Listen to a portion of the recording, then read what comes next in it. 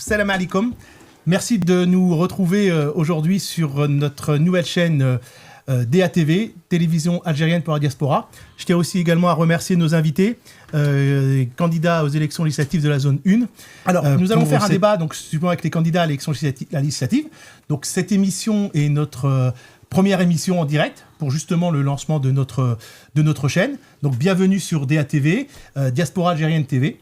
L'Algérie, ici et là-bas, c'est un petit peu le principe de l'émission. Hein, cette chaîne de télé, elle est 100% dédiée à la diaspora algérienne. Son but est d'informer, connecter et valoriser l'ensemble des Algériens de l'étranger pour leur offrir justement un espace d'information, de débat et de rencontre, que vous soyez binational, expatrié, étudiant ou simplement attaché à l'Algérie. DATV sera pour vous justement une source d'information fiable, une fenêtre sur l'actualité, la culture et les opportunités justement liées à l'Algérie. Donc avant de donner la parole à nos invités, je vais vous expliquer le cadre précis de ce scrutin, car il a été profondément modifié par la dernière révision du Code électoral. Depuis la nouvelle révision du Code électoral, les Algériens établis à l'étranger élisent désormais 12 députés, non plus 8, qui sont répartis sur donc 7 zones électorales. Reprenez-moi si je me trompe. Le découpage est le suivant. En France, nous avons désormais 3 zones. Zone 1, zone 2, zone 3. La zone 1, ce sont des candidats de la zone qui sont présents avec nous aujourd'hui pour débattre. Donc, ce sont la zone 1, ça concerne les 5 consulats d'Île-de-France. Et vous avez donc zone 2, zone 3, donc la zone 2 qui est la zone du sud et la zone 3 qui est un mix avec plusieurs consulats. Vous avez donc pour chacune de ces 3 zones, donc ce qui fait 6 députés potentiels pour la communauté, vous en avez donc sur les 12, 6 pour la France, et les autres 6 autres députés sont répartis sur les 3 autres zones. Alors si je reprends le site de l'APN, oui. Donc nous comptons aujourd'hui 407 députés qui sont répartis de la manière suivante. Selon le site de l'APN, il y a peut-être des petites modifications, on ne va pas être forcément d'accord sur les chiffres, mais le FLN, 100 députés, 98, 100 députés, 98. Voilà, 98. Sur le site de l'APN, on est à 100, okay, 98, ce qui représente 24,5% des sièges. Les indépendants, 84 députés, donc on a une liste des indépendants aujourd'hui, qui représente aujourd'hui à l'APN 20,6% des sièges. Donc on a l'EMSP avec 66 députés qui représente 16,2% des sièges. Le RND qui a 60 députés qui représente donc 58. Alors ça, je reprends les chiffres de l'APN qui sont sur le site de l'APN. Voilà. Le RND qui a 60 députés, soit 14,7% des sièges. Et le Front Moukstarbel qui a 49 députés. Alors 48, voilà, on en rajoute, on en remet. Mais à ce moment-là, ça sera à l'APN de corriger. Moi, j'ai repris les informations officielles qui sont éditées sur le site. C'est la même, 49, 48. Tout à fait. Donc 49 députés, soit 12% des sièges.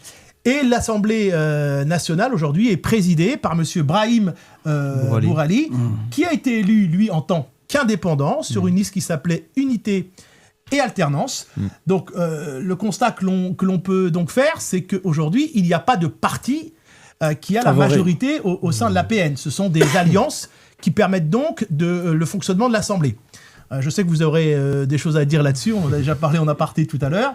Donc, avant de commencer notre débat, je tiens à remercier nos invités qui représentent, par rapport aux chiffres que je viens de vous donner, pratiquement 50%, quasiment 50% de l'APN. Nous avons contacté par contre et invité tous les coordinateurs et têtes de liste des candidats de la zone 1, que ce soit le FLN, le RND, donc tous les autres candidats. Donc ils ont des impossibilités, donc ils n'ont pas pu répondre présents. Donc c'est pour ça, une fois de plus, je remercie vraiment sincèrement les personnes présentes.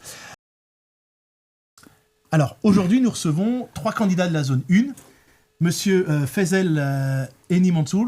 Faisal Henni Mansour. Voilà. Bonjour, qui représente le MSP. Monsieur Bel'id Cherdou, c'est bien ça? Exactement. OK. Pour le Front Moustarbel. Et Ismaël Boudjegada pour la liste indépendante Fierté, lutte, nation. Alors Ismaël, on ne se connaît pas, mais je vous vois beaucoup passer sur les réseaux sociaux. Vous êtes quelqu'un de très actif, particulièrement vos actions par rapport à la Palestine, la dénonciation. Donc je pense que nos spectateurs aujourd'hui vous connaissent et vous présentez aujourd'hui. Vous avez aussi été engagé en France et là aujourd'hui vous vous engagez pour l'Algérie. Donc je suis sûr que nos téléspectateurs voudront connaître un petit peu vos motivations. Alors, notre objectif, c'est vous aider à comprendre leur programme et faire un choix éclairé lors du vote qui aura lieu donc du 27 juin au 2 juillet pour la diaspora. On va débuter ce débat avec notre première partie.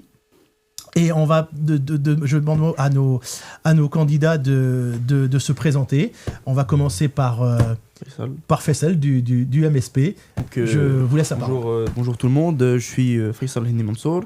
Donc, je suis attaché parlementaire du député actuel, Abdelwahab Yarkoubi, qui est député de la communauté nationale depuis 2021, sur la zone 1 qui était bien plus grande que maintenant, parce que avant, c'était l'intégralité du nord de la France. Et donc, voilà, je suis attaché parlementaire. J'ai travaillé sur l'intégralité des dossiers qui intéressent la communauté nationale aujourd'hui. Et globalement, aujourd'hui, on présente une liste pour continuer le travail qui a été commencé depuis 2021. Très bien. Alors, vous êtes du MSP. Est-ce que très rapidement, vous pouvez, j'ai dit à peu près tout à l'heure le nombre d'élus à l'Assemblée nationale que vous avez, oui, mais nous donner un petit peu la tendance politique. Le MSP, c'est vrai, en France, on a la droite, la gauche, on sait plus ou moins comment se situer sur un plan de vue politique. Oui. Comment vous situez votre mouvement, votre parti politique ? Donc le parti politique du MSP, c'est un parti conservateur sur les questions sociales. Et sur les questions économiques, c'est un parti qui est plutôt libéral vis-à-vis des questions économiques, de manière générale. Très bien. Voilà. Très bien. Alors, je vais donner la parole à notre ami Ismaël. Je vous écoute pour présenter, vous parler de vous présenter votre liste et aussi nous donner les sensibilités de votre liste, puisque vous êtes une liste indépendante. Alors, déjà, voilà. Bonjour à tous, salam alaikum. Effectivement, aujourd'hui, je représente en tant que coordinateur la liste Fierté, Lutte, Nation, qui est, au moment où je vous parle, la seule liste indépendante de ce scrutin. Quand je parle de liste indépendante, et ça sous-entend quelque chose d'éminemment important, c'est que nous avons dû organiser une collecte de parrainage. Nous en avons réuni 225 qui nous donnent aujourd'hui une légitimité démocratique et populaire. Concernant la liste, elle est composée de 8 Algériennes et Algériens, parce que je précise également qu'on est une des rares listes à avoir respecté le principe même de parité. Une liste d'Algériennes et d'Algériens qui viennent d'abord des 4 coins de l'Algérie, qui habitent bien évidemment en France et qui y sont nés. S'inscrire aujourd'hui dans le paysage politique de l'Algérie, aussi étonnant que ça puisse paraître, c'est pas du tout notre démarche. C'est-à-dire que nous partons d'un postulat. On a considéré que les problématiques qu'on rencontre en tant que franco-algériens ne sont pas justement prises en main à la hauteur des enjeux. C'est la raison pour laquelle, au regard de nos compétences, puisque nous avons des avocats, nous avons des docteurs en mathématiques, des entrepreneurs reconnus, nous avons fait en sorte justement de nous réunir avec un objectif. C'est simplement apporter des réponses aux préoccupations du quotidien de la diaspora algérienne. On y reviendra certainement plus tard pour que je développe sur ce point. Bien évidemment, si la liste arrive aux responsabilités, le travail à l'Assemblée nationale se fait par un jeu de majorité. Donc nous irons dans le sens de tout ce qui fera progresser l'Algérie dans la droite ligne de ce qui me semble très bien entrepris et très positif de la part du président de la République, Abdelmadjid Tebboune.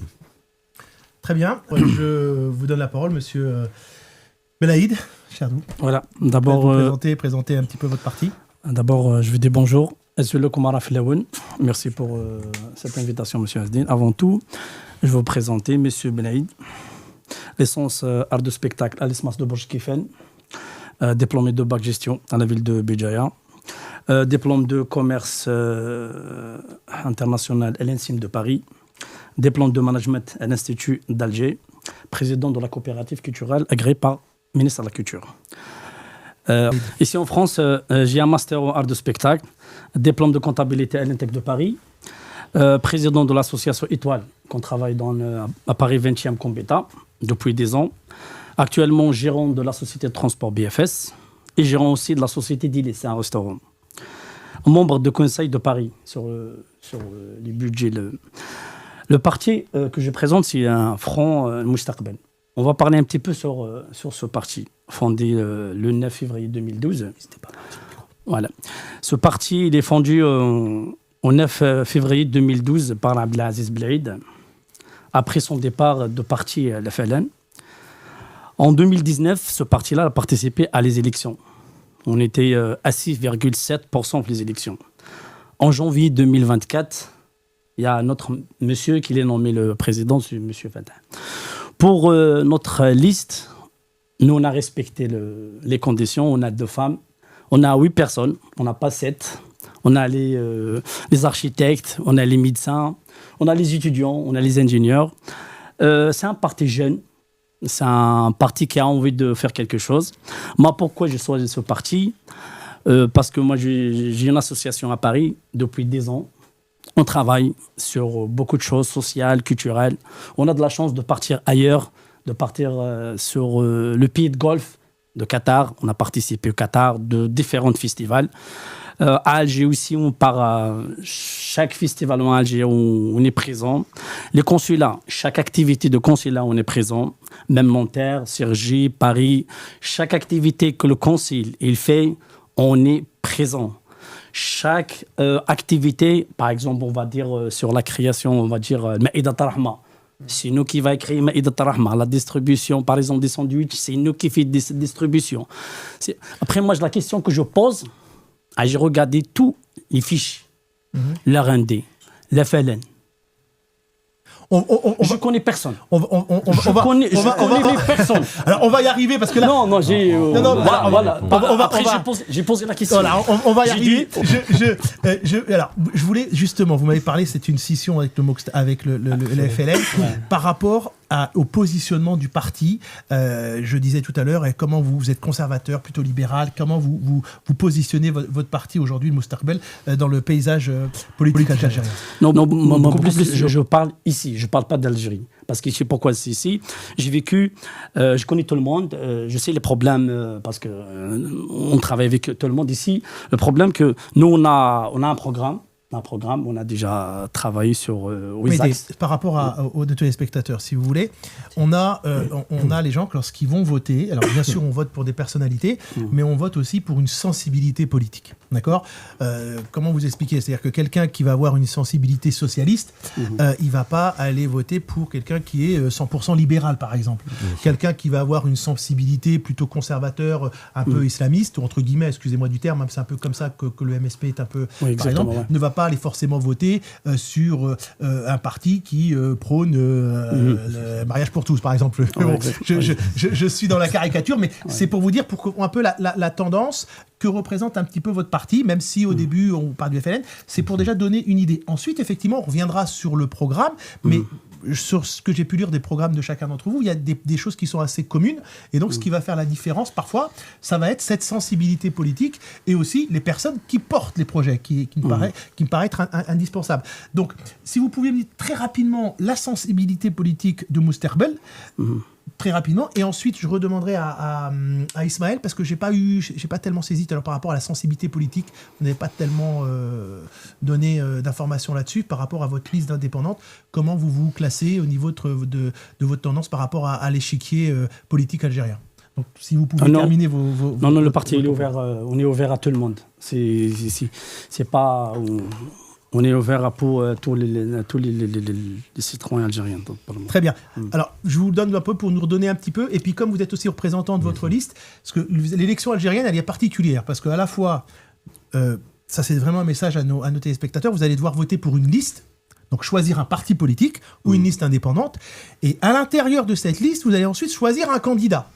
Ça veut dire que chaque candidat, il aura un numéro qui va de 1 à 8 si la liste est complète. Et vous devrez cocher le candidat que vous avez choisi. Ça veut dire que ce n'est pas le tête de liste qui sera forcément élu, mais ça sera celui qui aura eu le plus de voix. Donc, on l'aura par la suite. Donc, je vous demanderai aussi de pouvoir, si vous le souhaitez, donner le nom des 8 listes, les 8 personnes qui sont sur votre liste sur la zone 1, si vous le souhaitez, bien entendu, mais pour qu'on comprenne bien. Parce qu'en fin de compte, sur cette élection, à la fois où il y a une liste qui se présente, donc il y a une concurrence entre les différents partis politiques, et en même temps, il y a une concurrence interne au sein même des listes. C'est comme ça que je le vois, vous me reprenez si je me trompe, mais c'est un petit peu la manière dont je vois les choses. Donc je veux vous redonner, Ismaël, la parole pour me donner un petit peu votre tendance, je dirais comment vous classez votre liste indépendante. Pour détailler un petit peu plus par rapport à ce que j'ai dit tout à l'heure, il y a une différence entre le fait d'être candidat d'un parti, puisqu'un parti a par définition une idéologie propre à ce parti lui-même, et le fait d'être indépendant. La liste indépendante dont je suis le coordinateur, elle est ce qu'on appelle transcourant idéologique. C'est-à-dire que nous nous sommes focalisés sur des problématiques qui nous semblent éminemment importantes, qui préoccupent énormément de monde. Moi, je ne connais pas tout le monde, mais je connais en tous les cas les problématiques qui nous concernent. Et donc, de ce point de vue-là, nous sommes focalisés exclusivement sur la situation des Algériens de France. Maintenant, c'est aujourd'hui très compliqué de pouvoir donner un ancrage idéologique, à savoir droite-gauche sur un échiquier, pour une raison simple. Sur les questions de société, dire on est conservateur, ça peut rentrer par exemple en contradiction avec la mise en place d'un grand plan que nous défendons d'accessibilité, d'accompagnement de nos seniors. C'est une question de société qui mérite d'être justement progressiste. Maintenant, sur des questions, vous preniez tout à l'heure de manière ironique la question du mariage pour tous, je pense que personne autour de cette table n'est sur cette ligne-là.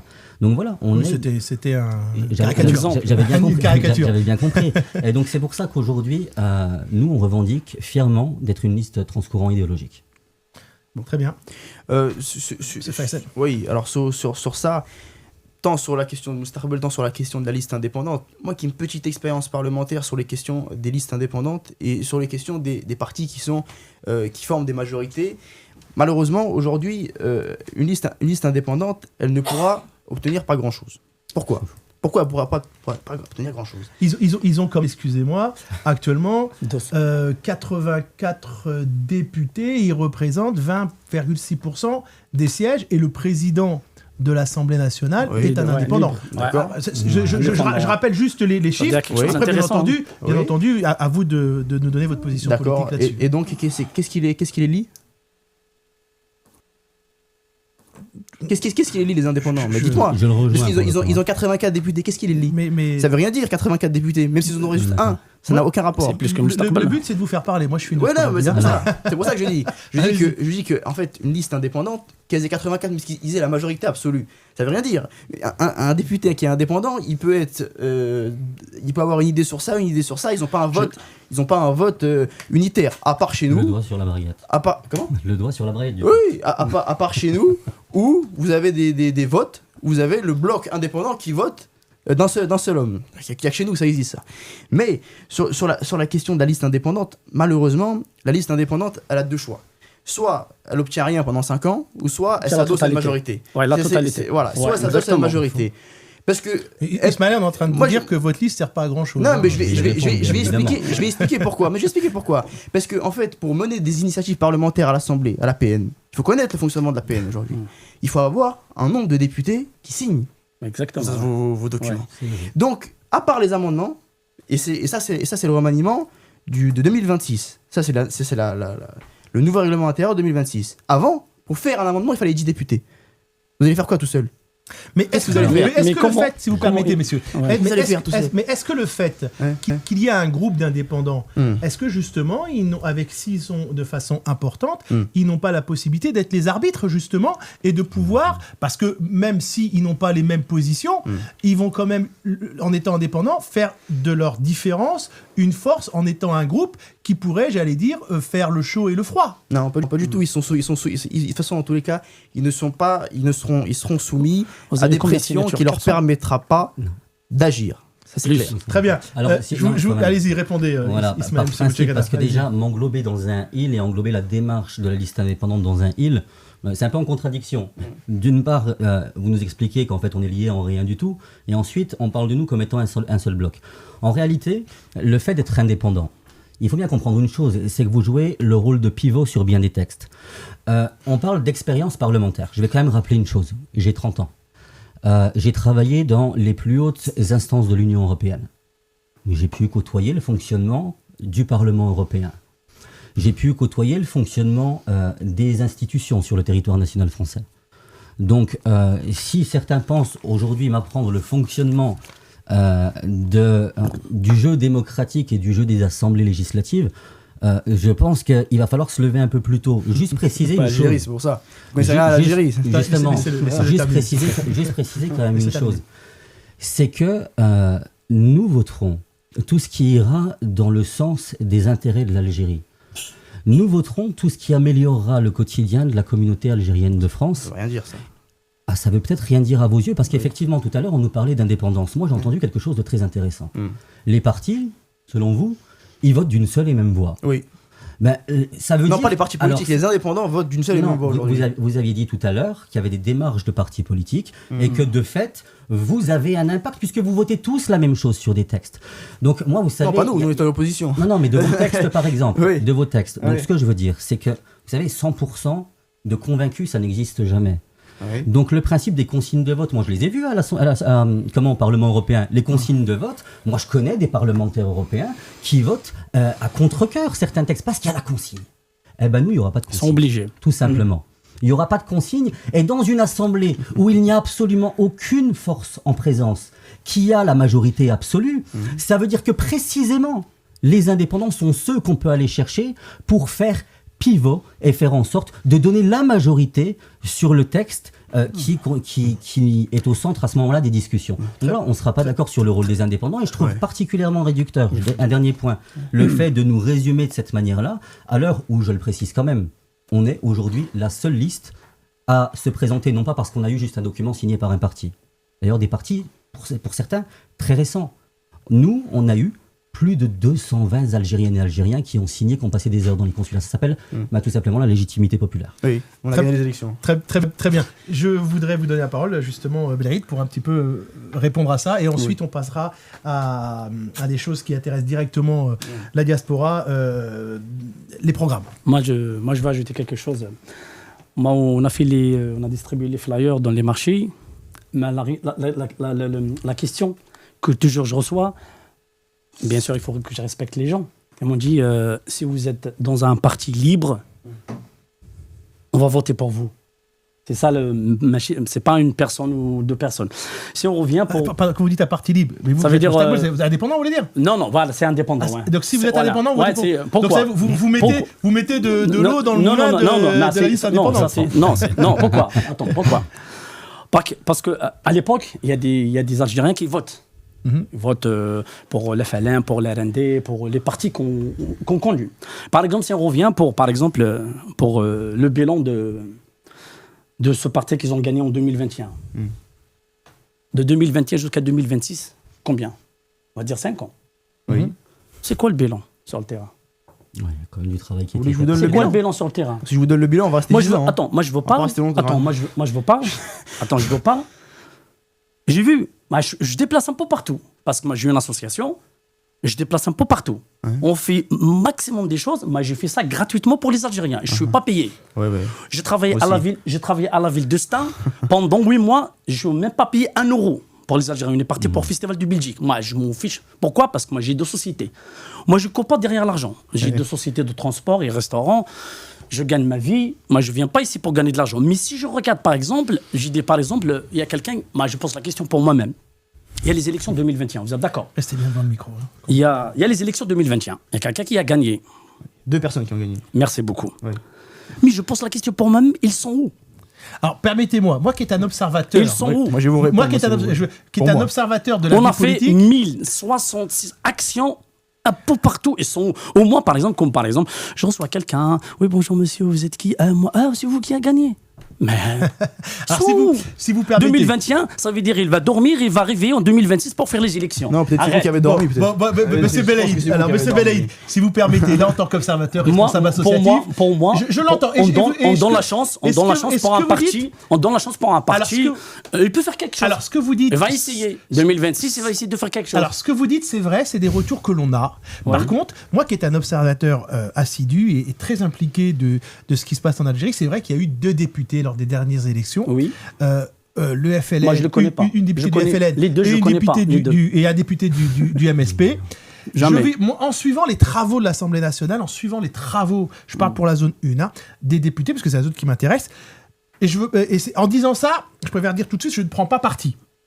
Mais en étant objectif, je ne peux pas dire que le député, M. Yarkoubi, le député sortant, n'a rien fait. Je pense que ça a été un des députés à l'Assemblée nationale les plus actifs. Ils sont les actions. C'est le plus actif. Ils ont l'excellence. Oui, non, mais ce que je veux dire par là. Sur le terrain. Non, mais attention. je vais vous donner. Qu'on soit bien d'accord, que nos auditeurs m'entendent bien, je ne suis pas en train de prendre parti pour un parti. Mais il travaille pour les Algériens, non? Oui, mais moi je vous réponds. En tout cas, c'est un des rares députés. Alors moi qui connais, j'étais candidat il y a quelques années. C'est un des rares députés que j'ai véritablement vu travailler depuis maintenant plus d'une vingtaine d'années là-dessus. Ceci étant dit, vous avez raison, ce que vous dites, il y a un retour et une impression de la part de la communauté algérienne qui dit que nos députés, on ne les connaît pas, on ne les voit pas. Ça, c'est une réalité concrète sur le terrain. Je vais ajouter quelque chose. À l'époque, les étudiants, ils déplacent à la préfecture de Paris pour déposer avant l'état-situation. On a travaillé, mais c'est la préfecture qui l'a déplacé à l'université, un local à l'université. Ça veut dire l'étudiant, il va partir à la préfecture à l'université. Il ne va pas partir. Par exemple, les étudiants qui viennent, par exemple, sans papier. On a travaillé qu'il va inscrire au master, il peut avoir les papiers à l'université parce que le bureau de la préfecture est à l'université. Mais si on travaille comme ça, ils sont où les représentants? Mais ça, c'est pas le rôle d'un parlementaire. Non, je parle en général. Normalement, la personne. On va faire les. On va parler de vos programmes, messieurs. Non, je vais répondre d'abord à ça. Alors, allez-y. Sur le bilan, moi, sur le bilan chiffré, en tout cas, de l'activité parlementaire. Le député Abdelwahab Yarkoubi est le premier député de l'Assemblée nationale dans l'activité parlementaire. 1000 amendements. 1000 amendements qu'il a déposés. Il a déposé 10 propositions de loi. Il a déposé 2 enquêtes parlementaires contre Air Algérie et Algérie Ferries concernant les prix et les dysfonctionnements. Il a tenté une motion de censure contre le gouvernement. Il a interpellé 3 fois le gouvernement. Ah, monsieur, il y a un moment si vous n'étiez pas là. Moi, je vais vous dire, attendez, je finis. Pendant 5 ans, on dépose. Le réel. On dépose. Vous pourrez lui répondre, vous laissez-le terminer. Je vais l'expliquer. Non, il a raison. Il a dit, on dépose bien sûr. Pendant 5 ans. Dans ce cas-là, pendant 5 ans, pourquoi il ne s'est rien passé? Puisqu'on a 65 députés. C'est vous qui êtes majoritaire. On dépose 5 ans. Vous avez fait quoi, vous? Ils n'ont pas de majorité. Si, bien sûr. Il faut faire des alliances. Non, vous avez sur le nombre de députés. Un billet d'avion, on ne peut pas régler pendant 5 ans. Un billet d'avion en Algérie, on ne peut pas régler 5 ans. Non. Alors on va éviter. Les gens vont pas nous comprendre. On va essayer. Éventuellement, si on va parler du programme, parce que moi, le bilan, c'est vrai que le député Yarkoubi, il pourra le défendre. D'ailleurs, vous le faites très bien sur les réseaux sociaux. Il y a des points sur lesquels on pourrait débattre. La motion de censure, je pense que c'est la plus grosse erreur qui a été faite par M. Yarkoubi. Maintenant, je pense qu'on est là surtout pour parler de ce qui intéresse aujourd'hui la communauté algérienne. Voilà, maintenant, ce que je voudrais la motion de censure, elle a été faite quand les Algériens dormaient dans le port, à Marseille, ils dormaient par terre sur le port. Non, c'est pas une erreur. Alors, le gouvernement a fait dormir des gens sur le port à Marseille, par terre avec des enfants. C'est ça qui a été déposé. C'est une motion de censure qui a été dépensée. À quel moment vous faites confiance à un gouvernement qui laisse dormir des gens dans un port? Alors on va juste très court. Allez-y. Parce que vous savez, c'est vrai que c'est le jeu des réseaux sociaux. On fait des montées de colère et puis au final, concrètement, il y a quoi derrière? Moi, ce que j'ai à dire en tous les cas, c'est que l'Algérie aujourd'hui, il y a un constat. Elle est la cible de toutes parts. On la prend pour cible. À partir de ce moment-là, effectivement, se pose une question fondamentale. Est-ce qu'on donne, oui ou non, du grain à moudre à nos ennemis? Et moi, à mon sens... Et donc on fait rien. Non, c'est pas ça. C'est pas ça. J'estime qu'à partir du moment où on donne du grain à moudre à nos ennemis, ça pose un problème. En Algérie, il y a un fonctionnement, je ne vais pas vous l'apprendre, vous avez été collaborateur parlementaire. C'est qu'entre nous, on peut se dire les choses. Donner du grain à moudre, comme certains l'ont fait, par exemple, sur l'ANI, à coup d'arguments totalement bancaux. Eh bien, j'estime que derrière, quand on constate que des médias d'extrême droite s'en saisissent pour cracher sur l'exécutif algérien, à l'heure où la stabilité s'impose, à l'heure où nous avons des problématiques importantes, je ne vous l'apprends pas non plus, à la frontière malienne, à la frontière marocaine, des soldats de l'armée d'occupation israélienne qui sont à nos frontières, comment voulez-vous un seul instant qu'on puisse accepter que certains membres de la communauté nationale, au sein même de l'hémicycle, tentent de faire tomber le gouvernement? Alors excusez-moi, tout aussi dramatique soit le fait que certaines personnes ont dormi dans des ports, aussi dramatique, vous rétablissez l'intérêt supérieur de la nation passe avant toute chose. Ah bon, les enfants qui dorment par terre, c'est incroyable ça. C'est en France, on parle à Marseille. C'est incroyable. Attendez, messieurs. Moi, j'ai posé la question, j'ai pas de réponse. Alors attendez, ce qu'on va faire, donc vous avez chacun donné votre position, très bien. Il a donné un point de vue. Moi, j'ai donné la question, j'ai pas de réponse. Alors, le bilan 2021 au 2025. Alors, en tant que le représentant.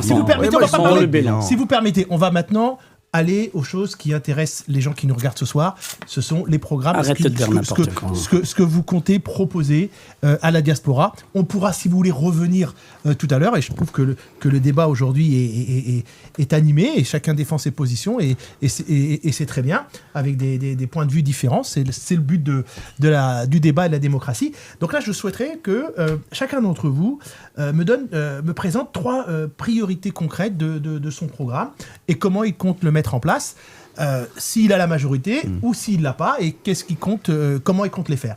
Donc on va, là comme vous avez débattu un petit peu tous les deux, on va commencer par... je laisse la parole pour la personne qui était là en 2021. Alors allez-y.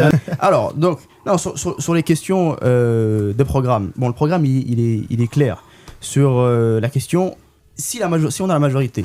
Du moment où on a la majorité, c'est l'entrée au gouvernement. Ce qui n'a pas été fait par la majorité parlementaire actuelle, qui n'est pas rentré au gouvernement, donc qui a soutenu le gouvernement sans participation. Sur le programme, aujourd'hui, nous, on a 3 priorités. On a 3 priorités pour les Algériens aujourd'hui, c'est évidemment le transport maritime et le transport aérien, qu'on a défendu pendant 5 ans. On a déposé 2 commissions d'enquête parlementaires qui ont été rejetées par le bureau de l'Assemblée nationale, et on est parti négocier 2 fois avec le PDG d'Air Algérie pour des promotions au Salati, notamment. Ça, c'est ce qu'on a fait et ce qu'on va faire, ce qu'on va continuer à faire si on est toujours évidemment minoritaire au sein de l'Assemblée. C'est des actions parlementaires qu'on a menées. On a mené toutes les actions parlementaires. Et évidemment, on a mené la motion de censure qui n'est pas arrivée à son terme, mais parce que aujourd'hui, l'Algérien, quand il voit l'État et quand on voit des Algériens qui viennent me voir qui me disent, écoutez, moi ça fait 10 ans que je suis parti en Algérie parce que les prix coûtent cher. Moi, ça fait des années que je suis parti en Algérie, j'arrive pas à ramener mes enfants en Algérie.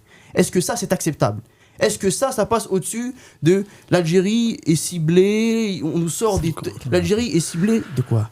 Aujourd'hui, l'Algérie, elle est forte, elle est puissante et il faut lui faire confiance.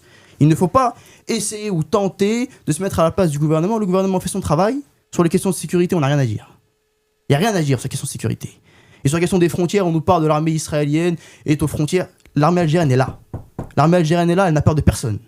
Donc s'il y a quelqu'un qui vient ici mettre le doute sur la sécurité de l'armée, c'est insupportable. Nous, on ne l'accepte pas. Sur la question, sur le reste du programme aussi, la modernisation des conditions consulaires. Évidemment, on a travaillé depuis 2021 sur le passeport en ligne. On a eu une réponse... La première réponse du gouvernement sur le passeport en ligne, elle a été donnée à une question parlementaire du député Abdelwahab Biarkobé en juillet, avant même l'annonce du ministre de l'Intérieur. Donc pour vous dire qu'on travaille sur la question depuis longtemps. Juillet de quelle année ? Juillet 2025. D'accord. C'est une question parlementaire, il y a eu une réponse du ministre, et elle a été annoncée la première fois dans la question parlementaire. Et on a fait pression là-dessus. Et il y a aussi l'accès à l'Algérie sur le plan de l'investissement et sur le plan du retour. On a beaucoup de jeunes aujourd'hui qui voient leur avenir en Algérie. Et donc, il faut avoir des facilités d'investissement réelles. Pas un cadre légal qui attire, mais bien des situations sur le terrain où le député n'est pas obligé d'intervenir pour chaque investisseur pour qu'il puisse débloquer son terrain ou avoir un rendez-vous avec le ministre pour gérer les problèmes. On en a fait des centaines, des rendez-vous avec des investisseurs, voire le ministre. Très bien. Alors, vous avez parti en Algérie, vous avez ramené les hommes d'affaires en Algérie. Alors attendez, si vous... Non, des investisseurs algériens de la communauté, ils sont partis. Vous avez fait plusieurs fois. Oui, bon vous allez sur le Facebook d'ailleurs, il y a les photos. Alors vous pourrez vous exprimer. Là, j'ai bien noté les 3 priorités, le transport, la modernisation des services consulaires et permettre l'accès sur l'investissement. Voilà, l'accès justement, c'est possible que vous précisiez concernant les facilitations concernant l'investissement, vous pensez à quoi, par exemple, de manière concrète ? De manière concrète, sur l'investissement, aujourd'hui, on a un cadre légal qui a été amélioré. La loi de l'investissement qui a été améliorée. Malheureusement, on a proposé des amendements dessus qui n'ont pas été passés. Aujourd'hui, il y a des ralentissements. Il y a des blocages qui sont des blocages bureaucratiques qui ne sont pas liés à la loi, qui sont liés à des pratiques. Qui sont liés à des pratiques de certains fonctionnaires. On peut les critiquer sur ce point-là. Mais aujourd'hui, quand vous allez au sommet de l'État, vous allez voir, vous intervenez directement auprès du gouvernement, du ministre ou du directeur central ou donc général. Les lois sont là, c'est la mise en œuvre. Les lois sont là, c'est la mise en œuvre des lois. Et sur la mise en œuvre des lois, il y a une amélioration possible si on a la majorité. Si on est en minorité, malheureusement, c'est le gouvernement. Ou si vous rentrez dans une coalition. C'était là que ça, moi. J'ai une question. Je pose une question rapide. Alors, avant la question, je voudrais qu'on garde le rythme et le format que je propose, c'est-à-dire que chacun d'entre vous me fasse part de ces 3 priorités pour la diaspora. Et justement, vous allez pouvoir me dire ça et en même temps poser votre question dans le cadre de votre programme et dans le cadre de. Non, parce qu'elle est là, elle va partir. Alors allez-y, posez-nous une question. Moi, je pose la question pour moi-même. Allez-y. Oui. Comment je vais être en 2021 jusqu'à 2026 et je reviens pour les élections 2026? Moi, je peux pas. Moi, si je vais être en 2026 élu, 5 ans, je fais rien, au milieu, je vais arrêter. Ah oui, je parle direct. Mais j'arrive pas à comprendre la personne. Il est élu en 2021. Oui. Pendant 5 ans, que de blabla. Il n'y a pas que du blabla, monsieur. Après, il va revenir pour les élections. Il va revenir pour les élections. Vous pourrez répondre, laissez-le terminer. Moi, c'est bon. Pourquoi je veux dire ça? Moi, j'ai une association, on fait les réunions à la mairie de Paris. La personne, il va revenir, il va travailler 1 année, il n'est pas à la hauteur, il part. Mais 5 ans, vous n'avez rien fait. Non, c'est pas vrai. C'est faux. RH, il répond dans 5 ans, vous n'avez même pas arrivé à régler le problème pendant 5 ans. Monsieur, on est minoritaire. On a déposé 2 commissions d'enquête parlementaires. On a négocié 2 promotions avec le PDG d'Air Algérie. Oui, parce que je vois que de blabla, que de. On est parti, on a ramené, après le ramadan, on a ramené 15 personnes. On est parti en Algérie parce que nous. On fait pas, nous on n'écrit pas. Si par exemple il y a un petit problème, l'Algérie pendant 5 ans, t'es obligé de régler le problème pendant 5 ans par l'Algérie. Alors, si tu n'arrives pas, arrête. S'il vous plaît, laisse la place pour les autres. S'il vous plaît. Je laisse pour lui, il va essayer mieux que moi. Il n'arrive pas, il va essayer pour l'autre. Monsieur Belaïd. Il va rester 5 ans, il va rester encore 5 ans. Monsieur Belaïd. Ça veut dire lui, il fait 15 ans. 5 ans, plus 5 ans, plus 5 ans. Et l'Algérie, on ne peut pas régler ça. S'il vous plaît, monsieur Belaïd. Monsieur Belaïd, revenons au programme. Donc j'ai compris que vous n'avez pas vu et il faut aussi reconnaître que ce qu'il dit aujourd'hui, c'est aussi un ressentiment, le fait de ne pas voir, d'avoir l'impression que nos députés sont invisibles. C'est aussi un ressentiment réel. Ça, c'est une chose. Maintenant, effectivement, donc son opinion et son point de vue est parfaitement entendable. Il reflète aussi le retour. Moi, je profite ici. C'est une promesse. Si j'arrive pas à régler le problème, au 3 ans, j'arrête. Justement, pour les promesses, j'arrête. Alors, écoutez, je cherche pas l'argent. Eh ben, c'est enregistré. 5 ans. Regardez bien ça. Si j'arrive pas à régler le problème, ça veut dire moi je suis pas capable de gérer. Vous avez 3 ans. Place pour l'autre. 3 ans, vous démissionnez à la moitié du mandat. Direct. Ok. Je démissionne. C'est enregistré. Alors, c'est enregistré parce que Moustakbel fait aussi partie des favoris. Non, c'est enregistré. Moustakbel sont majoritaires. Vous êtes partie partie d'une majorité. Moi je suis payé pour travailler. S'il vous plaît, on va revenir au programme. Donc, monsieur Belaïd, s'il vous plaît, est-ce que vous pouvez me donner 3 priorités concrètes ou 3 choses qui font partie de votre programme et que vous souhaitez proposer à la diaspora? Ok, pour moi, pour notre parti, moi je parle la chose que j'ai vue dans les consuls. La difficulté, nous, on pense avoir à travailler sur les consuls, on va moderniser, on va voir par exemple, on va acheter des imprimantes pour avoir l'imprimerie gratuite. On va réduction les délais des passeports des consulaires, plus les rendez-vous. Ça veut dire on va travailler beaucoup plus sur les consuls. Tous les consuls vont essayer de travailler maximum parce qu'on a déjà travaillé sur les consuls. On a déjà travaillé.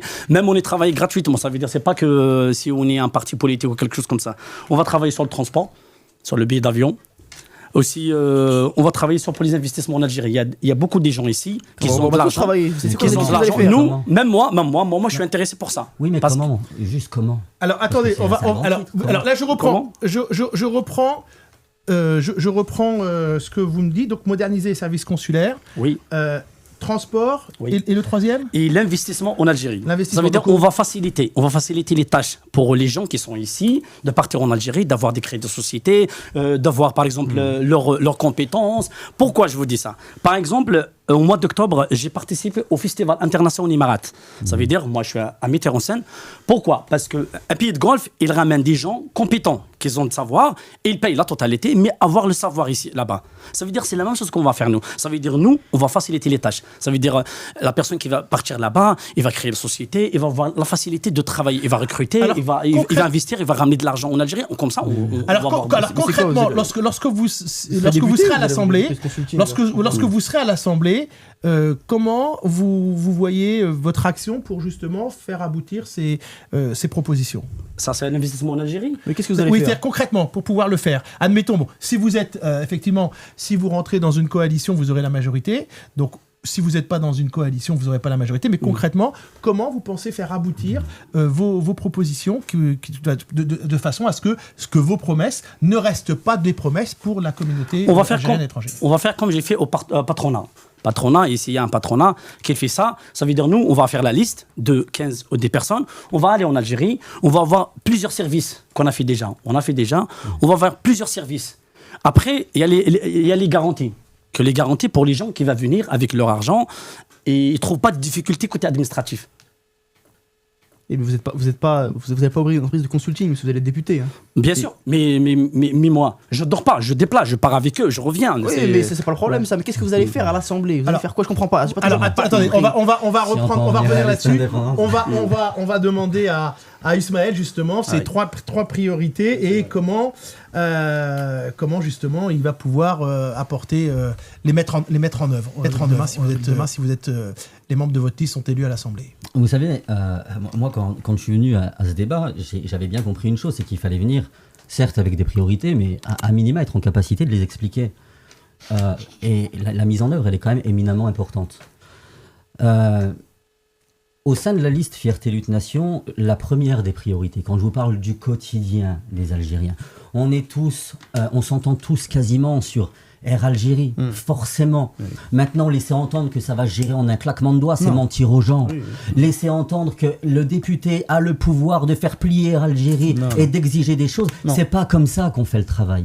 Il y a un travail parlementaire à mener, la diplomatie parlementaire certainement, mais le problème avec votre discours, Charles Moustakbel, c'est que là, les gens, ils vont se dire, mais les gars, avec lui, dans 3 ans, c'est sûr, on part au bled. Non.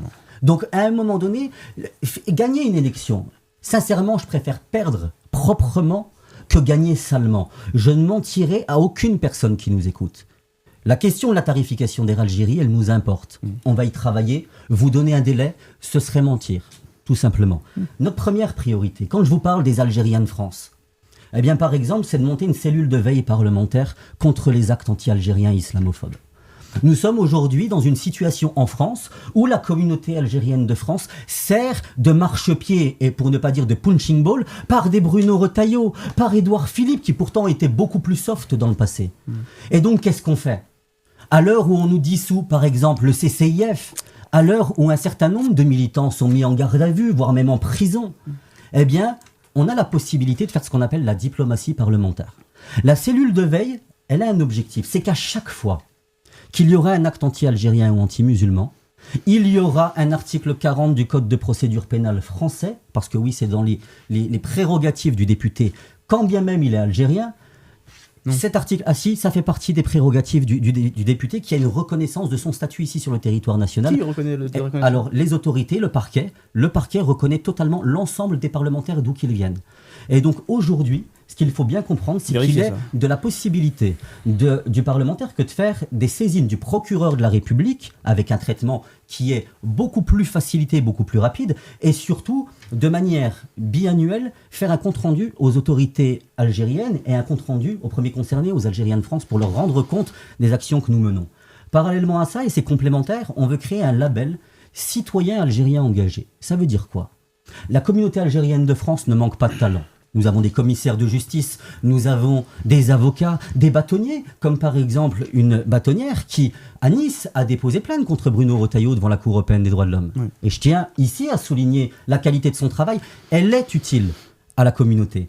Et donc, quand on a un Algérien qui est attaqué gratuitement, qui n'a pas de moyens, bien souvent il baisse les bras, ou parfois par méconnaissance des différentes procédures, eh bien, nous avons décidé de créer, par exemple, on pense à l'association des avocats franco-algériens de France, et un certain nombre d'avocats algériens qui sont prêts à nous soutenir. Je pense par exemple à Maître Messiba, qui est situé à Mulhouse et qui soutient cette initiative.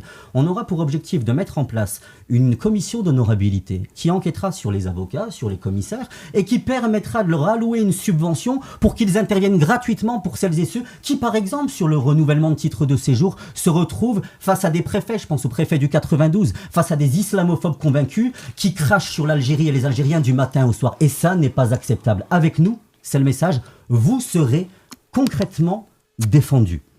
Le deuxième point, qui est aussi éminemment important quand on parle de faciliter. Tout le monde parle de faciliter l'investissement en Algérie parce que c'est à la mode, tout simplement.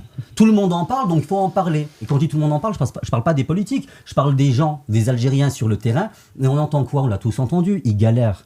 Ils ne savent pas à quelle porte frapper.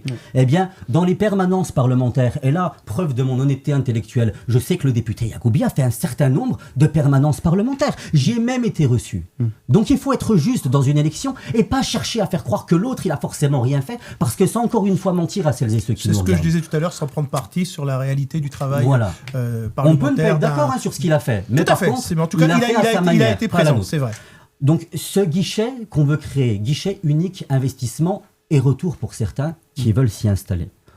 L'idée, c'est que dans ces permanences parlementaires, on fasse en sorte, de manière ponctuelle, à ce qu'il y ait l'ensemble, soit des agences qui existent aujourd'hui, l'agence pour le développement de l'entrepreneuriat, l'agence de soutien au commerce extérieur, parce qu'il y a aussi des entrepreneurs franco-algériens qui sont là-bas et qui aimeraient bien exporter. Et l'Algérie se tourne aujourd'hui vers une économie d'exportation. Et c'est une bonne nouvelle.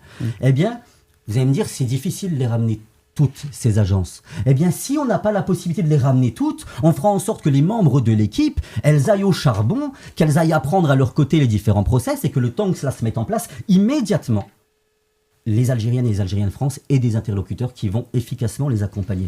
Là, voilà, c'est ce que j'expliquais, c'est qu'en gros, promettre c'est bien, avoir une stratégie de mise en place et de concrétisation, c'est éminemment important, encore une fois, par respect pour celles et ceux qui nous écoutent. On parlait par exemple de dématérialisation tout à l'heure, juste une parenthèse. La dématérialisation, tout le monde en parle.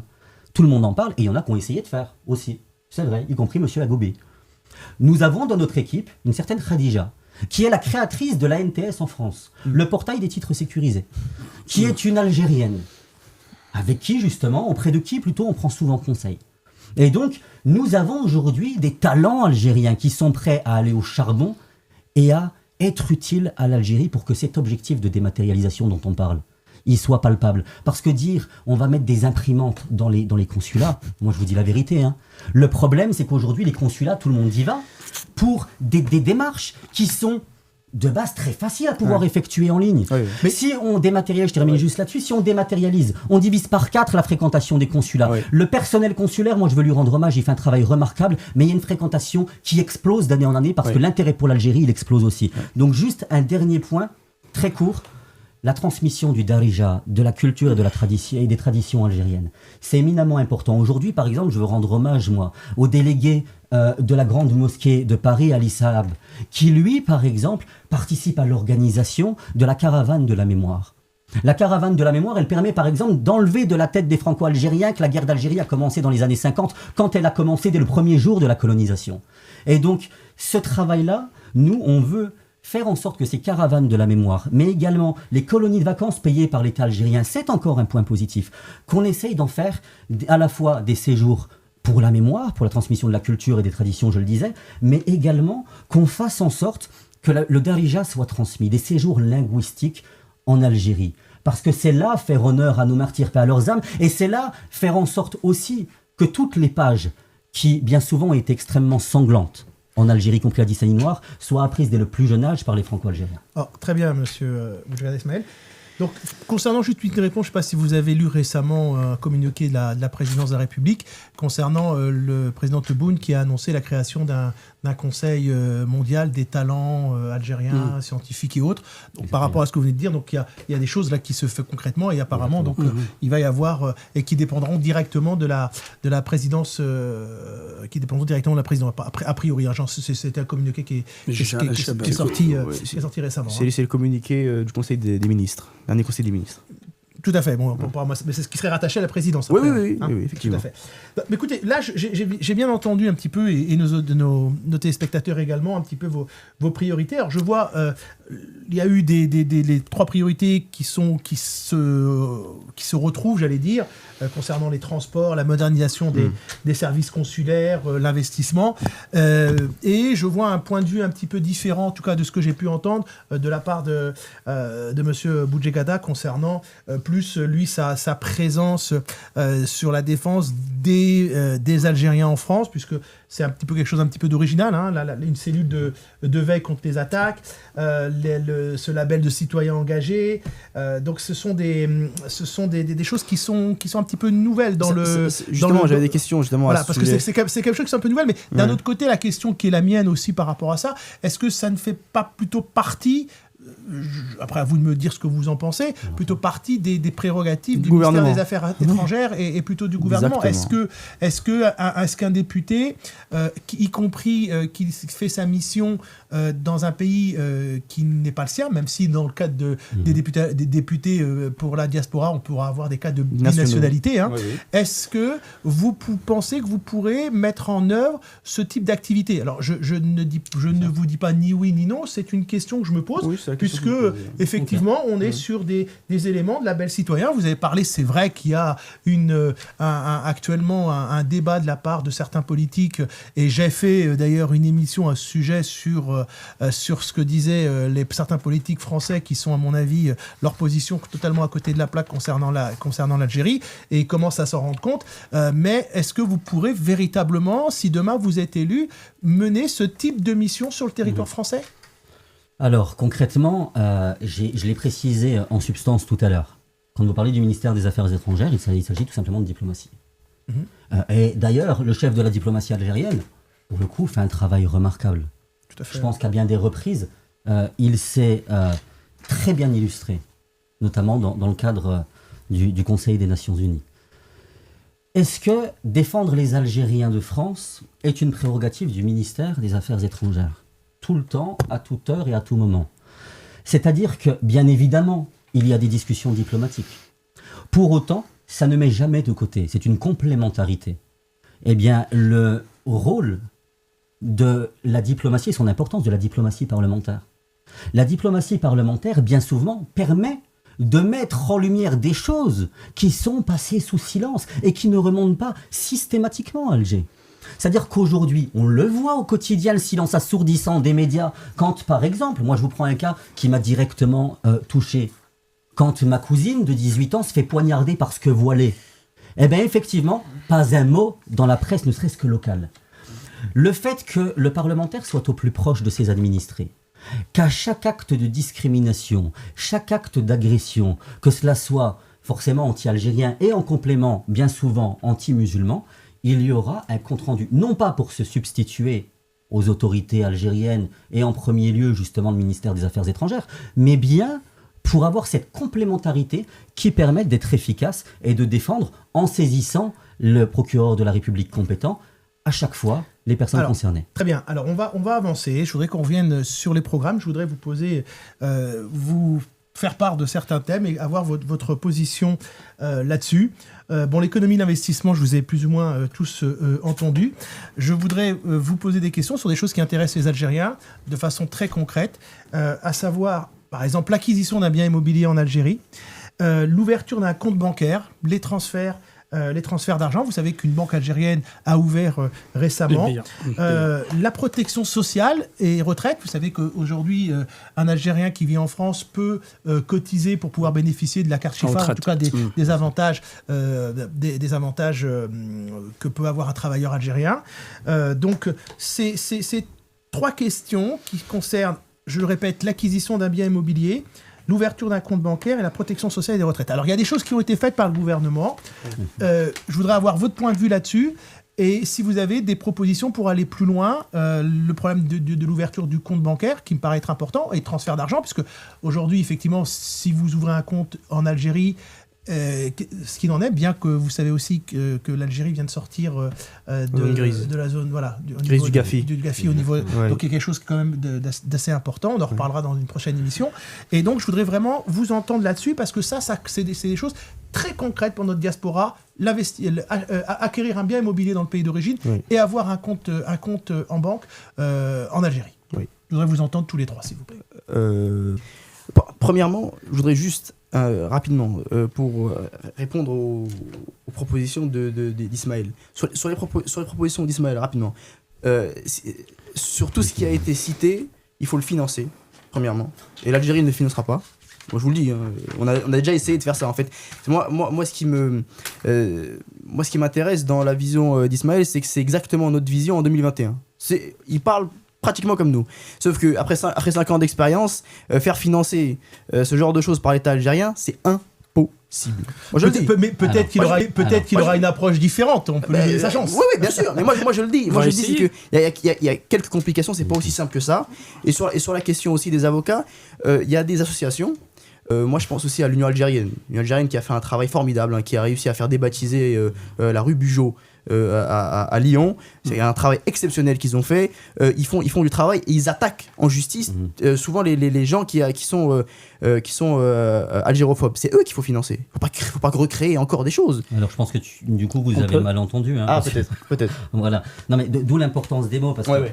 Et surtout je pense que j'avais pris suffisamment de temps. Je vais juste me permettre une courte parenthèse pour expliquer le détail de ce qu'on a en tête. Quand on parle d'une cellule de veille parlementaire, ça coûte 0.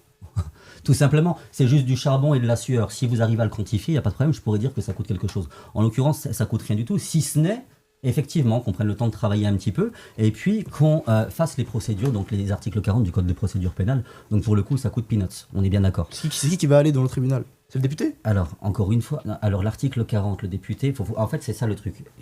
En l'occurrence, il faut avoir un tant soit peu de base sur les questions juridiques. Et je suis totalement ouvert à répondre à ce genre de questions, parce qu'effectivement, même ceux qui nous écoutent, pour le coup, ne maîtrisent pas tous l'article 40 du Code de procédure pénale. Quand on fait un article 40 du Code de procédure pénale, une instruction est ouverte, ou pas d'ailleurs, et ensuite, on a la possibilité, c'est même plus puissant qu'un signalement, un article 40. Et donc du coup derrière, le procureur, le ministère public, donc l'État, décide de poursuivre les propos, les actes délictueux.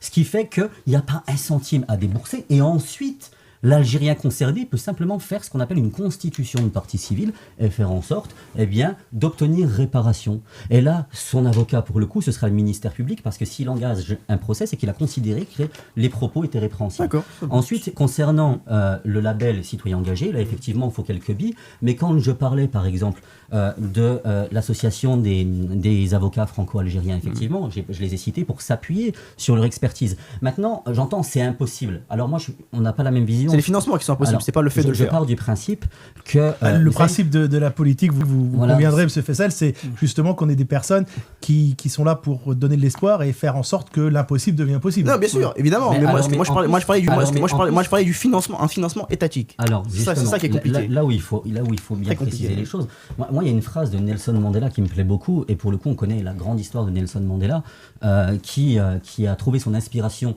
dans la lutte contre l'apartheid, justement dans la révolution algérienne. Mandela disait tout le monde pensait que c'était impossible jusqu'à ce que quelqu'un le fasse. Eh bien, effectivement, nous, vous savez, quand on a commencé, on nous a dit les gars, acceptez les propositions de parti parce que c'est impossible sans parrainage.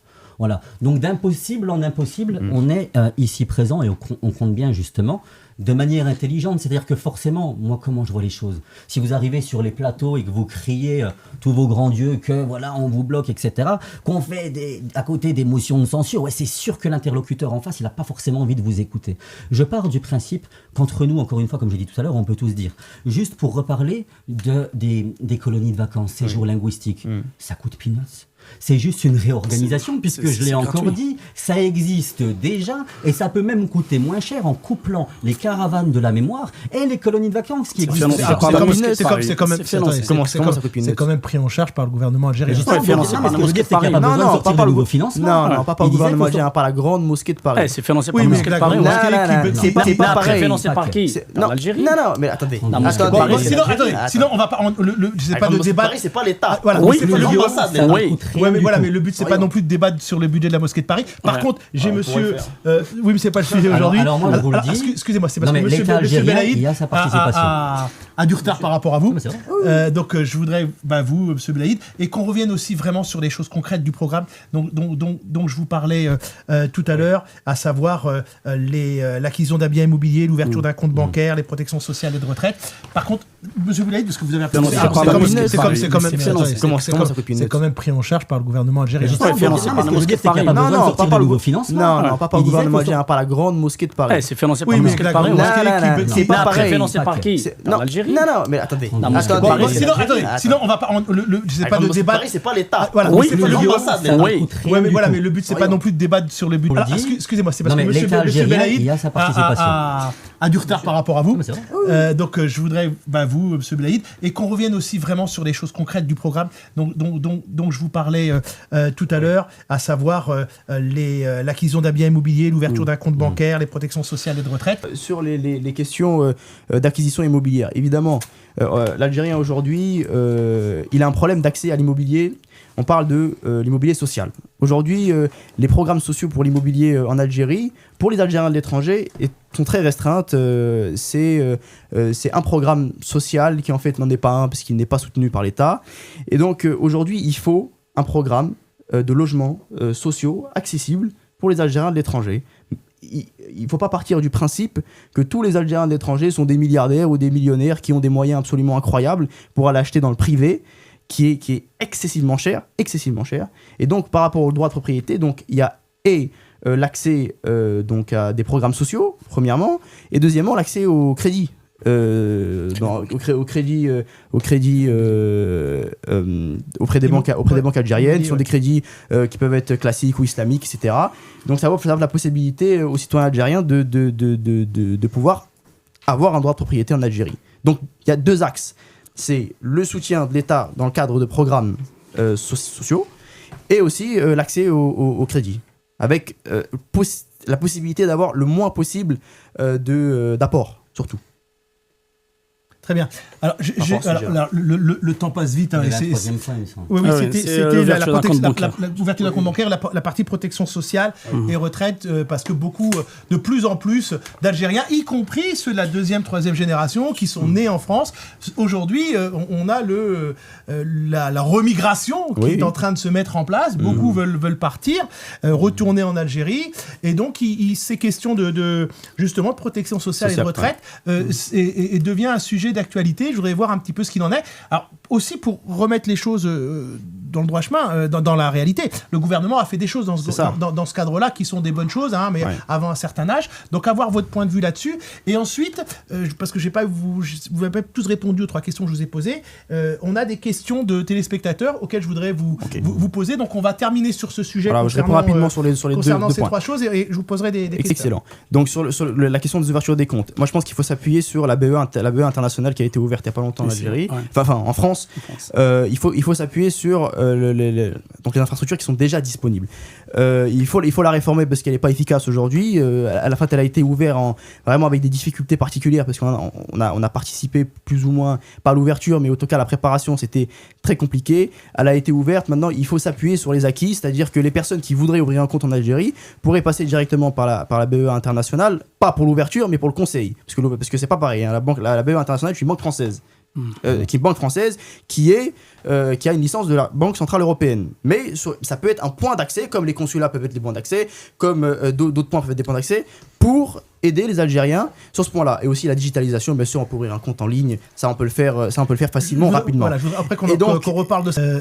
C'est une banque, quand on l'a créée, qui était destinée pour la diaspora. Oui. Mais quand on voit sur le site de la BEA, excusez-moi, c'est... marche comme la banque française. Il n'y a rien qui dit que... Même les intérêts sont chers. Alors c'est normal, moi je vois une boîte portugaise, vous rentrez dans la boîte portugaise, vous savez tout de suite que c'est une banque pour les Portugais.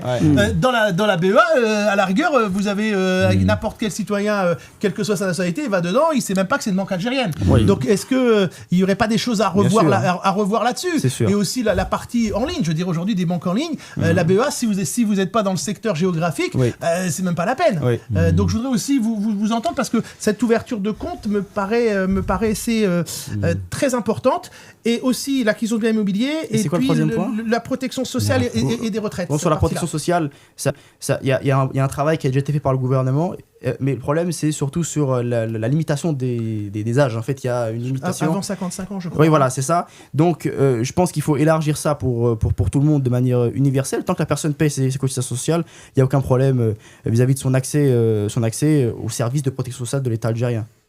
Je pense pour l'Algérien qui est situé en France, je pense qu'ils n'ont pas réglé la convention parce que c'est une banque algérienne, mais si tu vas entrer, tu vas créer, je trouve que c'est les mêmes conditions que la banque française sur les intérêts. Alors ça c'est normal. Moi, je pense qu'ils n'ont pas négocié sur les intérêts. C'est pas par rapport à ça, c'est normal. Mais c'est plutôt les services, c'est-à-dire que ça m'embête toujours de les prendre parfois comme exemple. Il y en a des banques portugaises, des banques marocaines. Ils vont amener des services où vous sentez qu'ils sont destinés vraiment à leur communauté. Et j'ai pas l'impression que c'est le cas. Peut-être que je me trompe, mais a priori, la première impression que j'ai, et j'ai pas le seul, ça je parle aussi de retour que j'ai là-dessus. Est-ce qu'il n'y aurait pas des efforts à faire? Est-ce que ça fait pas partie du travail aussi qui est à faire dans ce domaine-là? Alors si vous avez j'attends vos réponses par rapport à ce que je viens de dire, et ensuite on passera rapidement, parce que le temps passe vite, aux questions des téléspectateurs. Donc si vous avez... excusez-moi, parce que moi, Monsieur Belaïd, j'ai pas envie qu'on me dise qu'on vous a pas laissé parler, donc vraiment vous avez la parole. Moi je pense comme il a dit mon collègue, pour la banque normalement ça va améliorer avec le temps, parce que c'est une idée, ils ont créé, ils n'ont pas négocié sur les intérêts. Par exemple, pour que la personne qui veut, moi je pose la question, nous les Algériens qui sont ici, on travaille ici en France, où on a le droit aussi d'avoir un logement aussi en Algérie, un logement social, on a le droit. Je pose la question, pourquoi nous par exemple on est là où on n'arrive pas à faire la demande sur le site d'acheter un logement social aussi. C'est ça la question que je pense sur ça aussi. Pour l'ouverture d'un compte, c'est la même chose. C'est toujours les difficultés parce qu'ils ont créé ici la banque ici. Parce que la chose qui est bien, on peut déposer l'argent ici, on retire l'argent là-bas en Algérie. C'est ça la possibilité. Alors, il y a aussi une chose aussi qui revient souvent. Vous savez que si vous voulez demain, si vous voulez ouvrir un compte pour un immigré, veut ouvrir un compte en Algérie, c'est un peu le paradoxe, on va lui demander un certificat de domicile en Algérie. La résidence. Alors, est-ce que ça se fait de résidence? La résidence, oui. Alors, très bien, c'est pas forcément quelque chose de compliqué, la maison des parents, des grands-parents, mais est-ce qu'on pourrait pas, justement, dans les propositions à faire, de dire qu'un résident à l'étranger pourrait, sa résidence à l'étranger, sa carte consulaire, en soi, pourrait suffire pour ouvrir un compte, parce que est-ce que c'est quand même, ça me paraît quelque chose, je sais pas ce que vous en pensez là-dessus, parce que là, je pense s'il a la pièce d'identité algérienne, et il a le droit d'ouvrir sans demander la résidence, tant qu'il y a une pièce d'identité algérienne. Aujourd'hui, c'est pas le cas. Aujourd'hui, c'est pas le cas. Non, on peut pas le faire, mais peut-être qui veut faire ça. Est-ce que vous pensez... Alors, ça, c'est des questions que moi, je vous pose. Je suis déjà arrivé aux questions parce que c'est des questions qui me viennent de téléspectateurs et qui sont parfaitement pertinentes. Oui, bien sûr. Alors, du coup, je sais par le point sur lequel j'ai le moins de choses à dire qui concerne le système de protection sociale et notamment les retraites. Effectivement, le gouvernement, sous l'autorité d'Abdelmadjid Tebboune, je le redis, a impulsé une certaine dynamique et a permis quand même, par exemple, la pleine considération de la communauté algérienne établie à l'étranger. On le voit par exemple en France, avec désormais, on le disait tout à l'heure en introduction, 6 députés à la place de 4. Donc ça va dans le bon sens. Et effectivement, ça démontre que nous ne sommes pas les laissés pour compte et que les choses vont dans le bon sens. Par contre, quand je parle par exemple de diplomatie parlementaire, on a parlé tout à l'heure brièvement, vous aviez parlé de mon engagement en France. Engagement qui m'a permis de constituer un réseau. Engagement, par exemple, moi je veux rendre hommage à Sabrina Sebahi, qui, à l'Assemblée nationale française, défend, mais de manière magistrale, l'Algérie. C'est l'une des rares qui s'est levée quand le doyen de l'Assemblée nationale, Rassemblement national, a osé dire que l'OAS, grosso modo, avait grâce à ses yeux, par exemple. Donc, il y a un moment donné où, justement, la transversalité, la création de ponts entre les talents d'Algérie et les talents algériens en France doit être faite. Par exemple, moi, il y a un point qui m'intéresse. C'est nos anciens.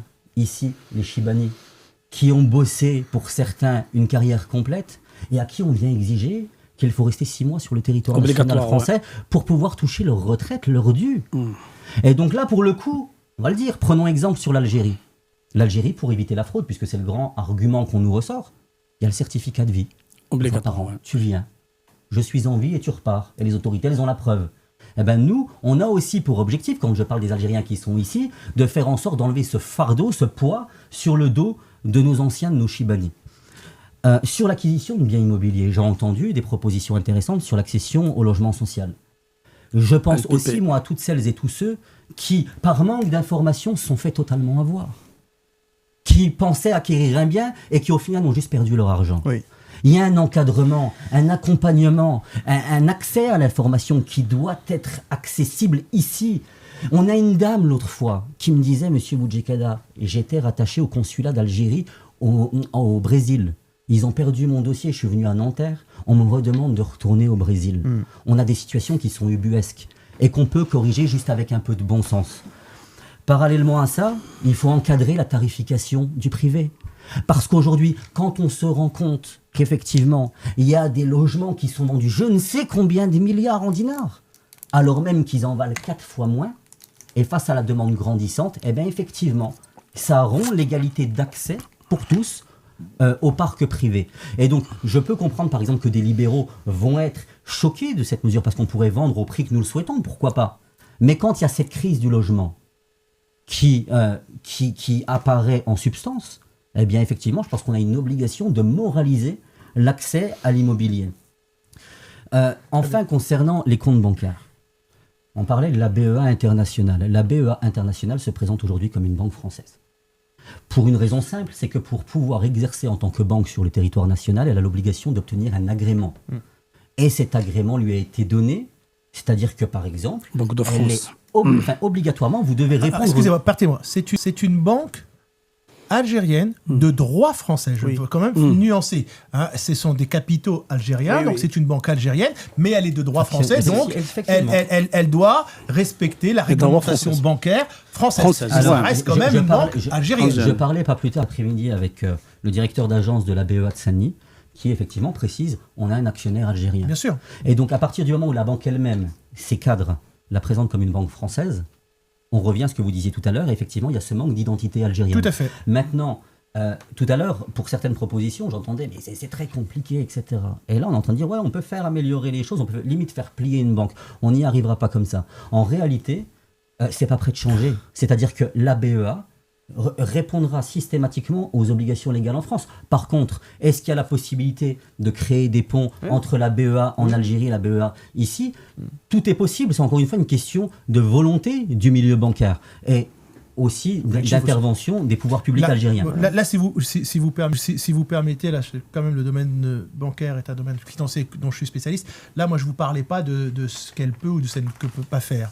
Je parle surtout de communication par rapport à ce qu'elle fait par rapport à la communauté. Je vous donnais des exemples tout à l'heure de banques de communautés étrangères où tout de suite, on identifie directement les services destinés à leur diaspora. Donc c'est de ça dont je parle, c'est-à-dire proposer des services tout en gardant, bien sûr, cette banque qui est de droit local, c'est-à-dire de droit français, mais rien ne l'empêche de proposer des services spécifiques, destinés, et le mettre en avant. C'est surtout ça, le mettre en avant en disant que nous, on vous propose tel ou tel produit. Et la BEA est très présente, en France, c'est vrai, mais est très présente en Algérie. Donc elle peut aussi proposer, proposer des liens en disant voilà, si vous faites ça, on a un accompagnement, un service supplémentaire en Algérie. C'est exactement ça. Et là, comme certains le savent, vous savez, j'ai un MBA en finance, j'ai travaillé avec j'ai d'ailleurs passé mon MBA avec des directeurs de banque, et c'est un domaine que je maîtrise bien. Donc je pense qu'aujourd'hui, et encore une fois, je dis que c'est une excellente chose que la BEA, que l'Algérie est ouverte des banques en France, c'est très bien, mais il faut encore travailler dessus, et je pense que les gens de la communauté, la diaspora ou les élus font partie de leur mission et d'accompagner. On n'est pas là pour, au contraire, je remercie la BEA, mais peut-être aussi de lui donner le retour de la communauté pour qu'elle adapte aussi ses services par rapport à ça. Juste le dernier point. Allez-y, parce qu'ensuite je voudrais vous poser, est-ce que le temps passe, ou des questions des téléspectateurs. Alors, juste un dernier point. Quand on parle par exemple du fait qu'il faille le certificat de résidence quand tu ouvres un compte en Algérie alors que tu habites et que tu es fiscalement rattaché à la France, ça pose aussi un problème. En réalité, y compris par exemple dans le cadre des constitutions de dossiers de candidature, on s'est rendu compte par exemple que demander un extrait de rôle à quelqu'un qui n'est pas domicilié fiscalement en Algérie, c'était pas forcément du bon sens. Toutefois, Bon, il y a eu des mesures de facilitation qui ont été prises avec une adresse mail dédiée. Oui. En fait, en réalité, ça démontre quoi? Ça démontre qu'il est peut-être venu le temps qu'à l'Assemblée nationale algérienne, nous ayons aussi des gens qui sont nés à l'étranger, qui ont leur nationalité algérienne. Parce qu'en réalité, la loi, elle est votée par des gens qui ont un certain retour du terrain, qui ont leur propre réalité. Sauf que quand il n'y a pas quelqu'un, un enfant de l'Algérie, qui est né en France et qui vient expliquer ça va dans le bon sens. Par contre, nous, en tant que Franco-Algériens, il faut bien comprendre qu'il y a des spécificités, des amendements qui sont éminemment nécessaires pour faire en sorte que la loi s'applique partout de manière correcte, avec des chances égales d'accès à des dossiers, que ce soit administratifs, dossiers bancaires, etc. Et le problème, c'est justement ça, c'est qu'au moment où on se parle, les gens nés en France pour représenter, je parle en l'occurrence, les Algériens de France, il n'y en a pas à l'Assemblée nationale. Et donc c'est peut-être le moment, et j'en profite pour le petit coup de pub, pour vous dire que, en l'occurrence, la liste Fierté Lutte Nation, qui porte donc le numéro 7101, pour être précis, eh bien, est composée de 6 personnes nées en France et de 2 personnes nées en Algérie. Je partage un petit peu ce point de vue et je suis ravi d'ailleurs de vous avoir aujourd'hui sur ce débat parce que je pense que vous deux, vous êtes des personnes qui on le voit et c'est vrai que avoir des représentants qui sont issus des générations qui ont grandi en France me paraît être une bonne chose. C'est vrai que jusqu'à aujourd'hui, on a toujours eu des représentants de la communauté, donc des élus, qui étaient des personnes certes qui sont en France depuis longtemps, mais qui sont venus tard en France. Oui. Et qui sont venus tard, qui sont venus souvent pour faire leurs études et ils sont restés. Ils n'ont pas grandi ici, ils n'ont pas la même approche. Et je pense que c'est vrai qu'avoir un élu qui est issu de ces générations qui ont fait leur scolarité depuis tout petit et qui ont une approche différente pourrait apporter quelque chose de plus à l'Assemblée et ça serait bien sûr pour moi quelque chose de bénéfique pour l'Assemblée nationale algérienne et pour l'Algérie en général. Moi je suis d'accord avec vous, à part il y a un petit hic, il y a toujours un petit hic. Le problème en fait c'est qu'aujourd'hui, il parlait de ça Ismaël tout à l'heure, c'est l'accès à la langue, le darija, et l'accès à la langue arabe fusha. Aujourd'hui, le problème, c'est que il faut savoir qu'à l'Assemblée populaire nationale, les lois sont votées en arabe littéral, les lois sont écrites en arabe littéral, vous devez intervenir en arabe littéral, et vous avez l'interdiction d'intervenir dans une langue étrangère ou vous pouvez intervenir en tamazir. Mais vous avez interdiction en moins d'un an de parler en français. De parler en français. En moins, écoutez, et ça je le partage, et je suis pour l'arabisation, c'est une bonne chose, ça fait partie de notre identité, moi j'ai pas de débat avec ça, effectivement, mais j'allais dire en toute honnêteté par rapport au niveau de ce que je vois par rapport à ça, je pense qu'en moins d'un an ils peuvent vraiment devenir arabophones. Donc pour moi je pense que c'est une petite... On a eu le cas à l'Assemblée dernièrement. C'est une réalité, mais c'est pas... Mais ça doit pas, pour moi ça doit pas être une raison suffisante, une condition préalable. Non, mais c'est une condition préalable. C'est un fait. Dans ce cas, alors c'est une condition préalable juste sur un point. Le député, comment il écrit ses amendements? Comment il écrit ses amendements, comment il va faire ses propositions de loi, comment il va intervenir à l'Assemblée, comment il va se faire comprendre, en arabe. En arabe. Oui. Donc c'est ça le point bloquant. Aujourd'hui, ça découle de quoi? Ça découle du fait qu'on n'ait pas développé. Ce qui est très bien, dans vos programmes, et la personne qui parle justement de la culture et de la transmission de la langue, donc pour les générations qui vont venir. Exactement. Excusez-moi, messieurs, le temps passe et je voudrais donc vous transmettre des questions de téléspectateurs. Alors, il y en a qui nous parlent justement. Alors, hormis les divergences constatées des différents candidats, est-ce que vous pouvez nous expliquer les motivations de votre candidature? Ensuite, les questions de mémoire. On en a parlé tout à l'heure, mais ça revient. Quelles mesures vous comptez mettre en place pour préserver et transmettre aux nouvelles générations? Donc, vous avez, donc là, c'est revenu pas mal de fois. Aussi, concernant les initiatives, sur des activités économiques et culturelles. Donc voilà, alors sur ces trois points, je dirais la partie mémoire et la partie aussi de pourquoi vous avez décidé d'être d'être candidat. Ils reprennent les principaux volets de votre programme. Ils estiment qu'on n'a pas assez poussé les programmes. Ça revient pas mal. Donc là, je vais vous donner la parole. Chacun d'entre vous me parler vraiment de vos programmes, de vous présenter et de me parler aussi de la place que vous donnez à la mémoire. Et on sait particulièrement que cette place prend de l'importance et elle va prendre encore plus d'importance, y compris en France, dans le cadre de l'élection présidentielle française, puisque apparemment certains candidats ont décidé de mettre l'Algérie au cœur du débat, alors que ça concerne de la politique intérieure française. Et ça revient, donc ce qui montre que les relations franco-algériennes ont un impact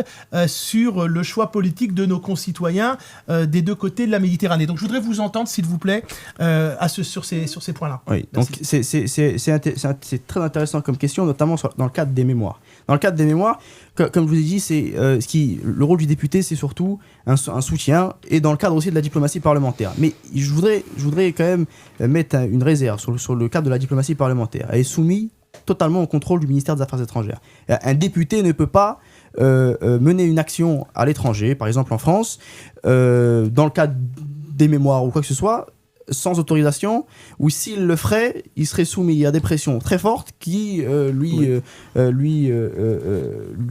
lui dira de pas forcément le faire. Sur la question des mémoires, effectivement, il faut mener un travail. Il faut qu'aujourd'hui, c'est l'Algérie. C'est pas à la France d'apprendre la mémoire de l'Algérie aux Algériens. Il faut que l'Algérie, avec l'utilisation aussi, parce qu'on a des infrastructures à Paris, on a le centre culturel algérien, il faut le développer, il faut y aller. Nous, on a voulu aussi mettre en place la maison de l'Algérie à l'Institut universitaire de Paris. On a travaillé ça avec le ministère de la Culture. Il n'existe toujours pas, hein. On est encore toujours en train de discuter avec eux. Mais on voulait mettre en place la maison de l'Algérie, et aussi avec l'école algérienne. Il y a une école algérienne à Paris. On peut mettre des élèves qui pourraient apprendre, avoir des cours d'histoire, avoir des cours d'arabe, de darija, etc., malgré le manque de moyens et de place, etc. Mais on peut le faire. En tout cas, ils peuvent proposer des cours. Même si c'est le cas du privé, bien sûr. Un professeur. Je vais revenir dessus, mais c'est pas possible. Non, c'est pas possible. Pourquoi ? Moi, je le dis. Ok, très bien. Pourquoi ? Alors, je vais quand même préciser quand je dis c'est pas possible. Soyons précis. Ouais. Si vous voulez apprendre, par exemple, la guerre d'Algérie, comme on l'apprend en France, là c'est possible. Il n'y a pas de problème. Mais vous pensez quoi qu'à partir du moment où vous avez parlé de la vraie guerre d'Algérie, et qui commence dès 1830, qu'on va vous laisser votre établissement ouvert ? Les gars, on est à une période de l'histoire de France où ça se droitise de plus en plus. On est à deux doigts que dans une dizaine de mois, on se retrouve avec le Rassemblement national aux responsabilités, même sans le Rassemblement national. Les gouvernements macronistes successifs ont fait en sorte de fermer toutes les écoles. Regardons combien de musulmans en France. Officiellement, ça fait 20 ans qu'on nous dit qu'on est 6 millions. Et parallèlement à ça, on est aussi 6 millions de franco-algériens. Donc il y a un problème. Est-ce que les Marocains, les Tunisiens sont musulmans ? On va poser la question. Donc en fait, il y a de vraies incohérences. Il y a même une dissimulation des chiffres réels parce que notre présence pose un problème. En réalité, demain... je parlais des établissements scolaires privés musulmans. Mais on n'en a quasiment pas.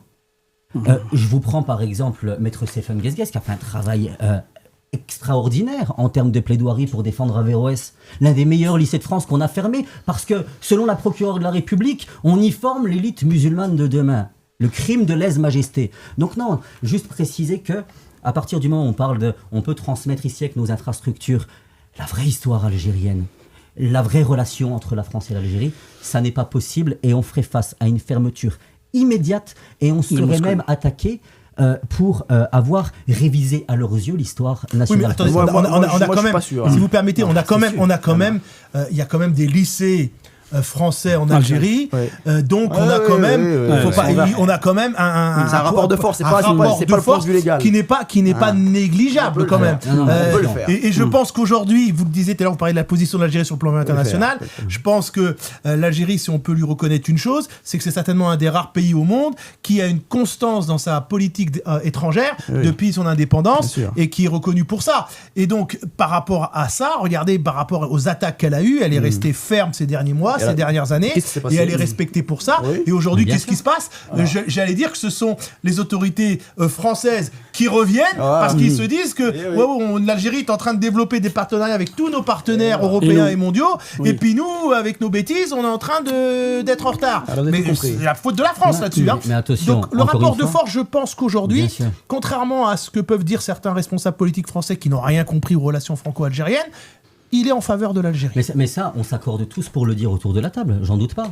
D'autant plus que quand on regarde ne serait-ce que la dette extérieure de l'Algérie, qui est en dessous de 2% du PIB, en réalité, et d'ailleurs on est loin des chiffres alarmistes, en l'occurrence pour le coup c'est un point où on ne se rejoindra pas, des chiffres alarmistes de Yagoubi, du député Yagoubi, qui nous explique que la situation financière d'Algérie serait quasi catastrophique. Et donc en réalité... Et c'est vous-même qui l'avez écrit pour défendre son bilan. Bien sûr, il y a un défi. Non, on va pas parler du budget. Bon, Restons sur les positions, sur les questions dont on a parlé. Immense, quoi. Parce que là, vraiment, il y a une dette interne. Excusez-moi, il nous reste 10 minutes. Donc, avancez là-dessus pour que justement, il nous reste 10 minutes. Alors, juste quand même une précision, dire qu'il y a une dette intérieure immense, c'est faux, elle est de 46, quelque chose. Le FMI a des prédictions qui dépassent à peine les 50%. Je rappelle juste que celui de la France, il est colossal et on dépasse les 100% de très loin. Donc maintenant, à un moment donné, il faut juste comprendre qu'on n'est pas sous programme du FMI et c'est là la puissance de l'Algérie. Et laisser entendre que la situation serait catastrophique, je pense qu'on ne met pas les pieds dans le même pays. Maintenant, juste plus de 10% de déficit. Il y a plus de 10% de déficit, c'est sérieux. Et alors, on parle de dette intérieure. Je pense qu'il faut revoir les principes de base en économie. Oui, parce qu'en l'occurrence, c'est ma formation. Donc là, sur ce point-là, je peux pas. Messieurs, je vous promets que la chaîne commence et on fera un débat là-dessus. Restons sur vos candidatures à cette élection. Et je sais aussi que vous êtes représentants, et ça, je voudrais aussi qu'on parle ça de vos listes, et que vous n'hésitez pas. Alors, vous me redonnerez, donc, au moment du montage de la diffusion, on présentera l'ensemble de vos, en tout cas pour les candidats qui ont été les listes que je remercie encore une fois d'avoir répondu présent. On mettra la photo de vos candidats, de vos candidats à cette élection sur la zone 1. Donc revenons aux questions que je vous ai posées, s'il vous plaît, qui concernent le programme, qui est vraiment destiné à la communauté. Alors le programme, je pense pas que je vais revenir sur les priorités. Je pense que je fais partie de ceux qui l'ont mieux le détaillé. Par rapport aux demandes, pour la mémoire, on en a parlé. Sur la mémoire, on en a bien parlé. Et puis pareil, mettre en place des événements grands témoins. Quand on parlait tout à l'heure de la caravane de la mémoire, il y a déjà un travail colossal qui est fait par notamment la mosquée de Paris et pas que. Et donc je pense justement qu'il faut simplement donner de la visibilité à ces actions qui sont encore trop méconnues au sein de la communauté algérienne en France. Concernant la Maison de l'Algérie, juste faire une petite précision, que c'est aussi des acteurs associatifs de premier plan qui se battent depuis très longtemps. Moi, j'ai été les rencontrer. C'est vrai que c'est quelque chose qui dépend encore une fois de l'exécutif algérien. Et donc, c'est la raison pour laquelle... À titre personnel, je pense véritablement que ça verra le jour, et c'est vrai que c'est dommageable aujourd'hui de se rendre compte qu'au sein de la cité universitaire internationale, l'Algérie n'y soit pas représentée quand d'autres pays ont 2 voire 3 maisons. C'est un sujet qui revient fréquemment. Le ministère est favorable. Bien sûr, non, mais c'est pour ça, il y a pas mal de dispositifs et de dispositions qui vont dans le bon sens. De manière générale, quand je parlais tout à l'heure de mémoire, je parlais de ces dispositifs qui existent déjà en réalité et qui permettent, notamment sur la période estivale, de faire en sorte que les enfants s'imprègnent de tout cela. C'est-à-dire qu'on arrête d'aller en Algérie juste pour les vacances, voir la famille, etc. Bien évidemment, c'est important de maintenir le lien, mais que parallèlement à ça, il y ait encore plus de budget qui puisse être alloué pour donner la possibilité à plus de public de pouvoir y avoir accès. Quand on parlait tout à l'heure, par exemple, il y a une vraie question que je vous pose sans arrière-pensée. Quand vous expliquiez, par exemple, qu'un député pourrait, je ne sais plus sur quel point, avoir des pressions très fortes... Diplomatie parlementaire ? Voilà, sur la diplomatie parlementaire. Des pressions très fortes de la part de l'exécutif algérien. Est-ce que vous pouvez préciser quel genre de pression, durant votre activité de collaborateur parlementaire, vous avez pu constater de la part de l'exécutif algérien ? C'est simple, en fait, l'activité parlementaire de l'Assemblée nationale, quand vous faites une activité parlementaire à l'étranger, vous devez passer par la direction des relations extérieures. La direction des relations extérieures demande donc un avis au ministère des Affaires étrangères. L'avis est pris en compte en permanence. Et donc, moi, je vais vous dire, il y avait des moments où il y avait une crise, entre l'Algérie et la France. On n'avait pas le droit de développer en tout cas la relation. En tout cas, c'était très mal vu, qu'il fallait pas le faire, etc., etc. Nous, on l'a fait, on est passé au-dessus, on a eu quelques problèmes. On est parti à BFM TV même pour défendre des Algériens sur BFM TV. C'est la première fois qu'un responsable politique algérien est interviewé sur BFM TV. Je crois que c'est la première chaîne d'information de France. Et donc, il y a eu cela. Mais oui, effectivement, il y a des pressions. Enfin, il y a des pressions, ou en tout cas des interdictions, où il y a des réserves qui sont mis. Non, parce que, justement, encore une fois, quand on parle de pression très forte, une interdiction, c'est clair, hein, c'est pas une pression, c'est juste vous ne avez pas. Quoi. Vous n'avez pas le droit, terminé. Et donc c'est la raison pour laquelle, quand je parle tout à l'heure, j'ai précisé quelque chose de simple. C'est que la diplomatie parlementaire doit être complémentaire de la diplomatie de l'exécutif. Elle est soumise à son contrôle. Mais c'est la moindre des choses. Voilà. Restez sur vos programmes, messieurs. Là, c'est vraiment la fin. Mais ça fait clairement partie du programme. Donc moi, ce que je veux dire, c'était la correction que je devais absolument apporter. Parce que quand on parle de pression très forte de manière publique comme ça, on peut s'imaginer des dingueries. Et c'est la raison pour laquelle, quand on utilise ces termes-là, je pense qu'il faut faire preuve de beaucoup de rigueur pour être sûr que le message soit bien interprété et qu'on n'ait pas demain des agents du Marzen, pour ne citer qu'eux, qui viennent et qui nous expliquent qu'au final, eh bien, l'Algérie, ce serait je ne sais quoi. Aujourd'hui, on a un principe de loyauté vis-à-vis du drapeau, et je dirais même plus, un principe de loyauté aussi vis-à-vis de l'exécutif algérien. Excusez-moi, parce que, Monsieur Belaïd, je voudrais vraiment vous donner la parole. S'approprie, donc vraiment, je vous laisse vraiment le temps de parole. Les deux, hein. Voilà, tout à fait. Donc je vous laisse le temps de parole. Après, je terminerai par suite à ça, une dernière question politique que je vous poserai lorsque vous aurez terminé, et ensuite je vous demanderai à chacun une conclusion. Voilà. C'est vrai que ici, Île-de-France, comme il a dit mon ami, j'ai une petite question. À l'époque, le Centre culturel algérien, c'est le seul centre qu'on a pour faire améliorer un petit peu, faire des cours, faire des ateliers. À l'époque, on a un cachet. On a un cachet pour tout le monde. Ça veut dire, après, à un bon moment, ils ont supprimé le cachet. Ils ont supprimé le cachet. Qu'est-ce que ça veut dire? Ça veut dire le centre culturel, il est libre. Mais il faut ramener le public. Exactement. Après, un chanteur, il ne peut pas venir, par exemple, faire une soirée, par exemple, avec, je ne sais pas, avec 3 ou 5 personnes. Ça, c'est la question que je pose. Pourquoi, à l'époque, il y a un cachet et maintenant, il n'y a pas de cachet? Parce que si, par exemple, s'il y a un cachet pour un acteur ou par exemple un comédien, ça veut dire il y a l'envie de venir, d'animer, même le mois de Ramadan, on fait les soirées musicales. Par exemple, vous avez parlé sur la maison algérienne.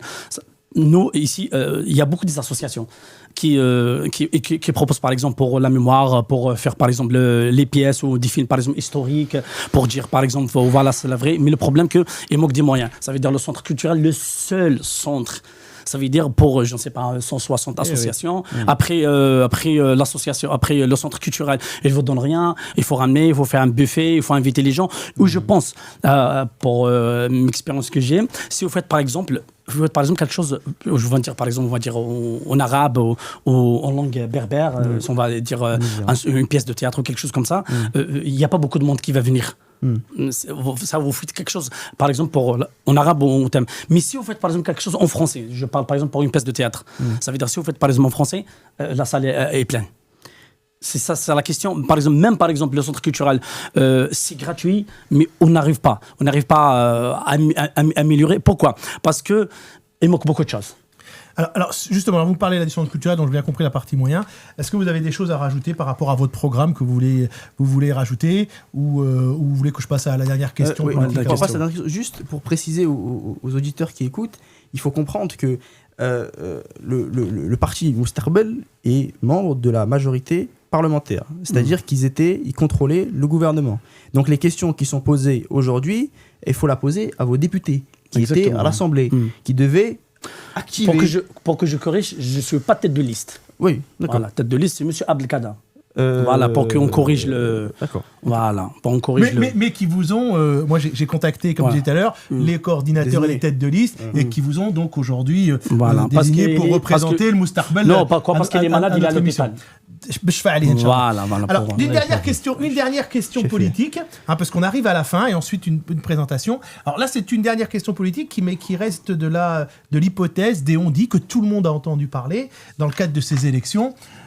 Vous savez tout comme moi que ce qui se dit, que cette élection, la future assemblée sera majoritairement tenue par El Moustarbel et le RND, qui seront les majoritaires, et que la présidence de l'Assemblée nationale serait certainement tenue par le secrétaire général actuel du RND.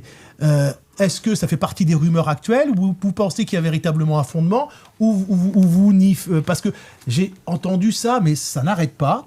Et je voulais vous, en tant que quand même vous représentez par, je dirais, par rapport à vos partis, à peu près 50% de l'Assemblée nationale actuelle, je voudrais avoir votre avis là-dessus, parce que cette élection, moi j'incite vraiment les gens à voter en leur disant que les jeux ne sont pas faits et que c'est leur choix qui va faire la différence.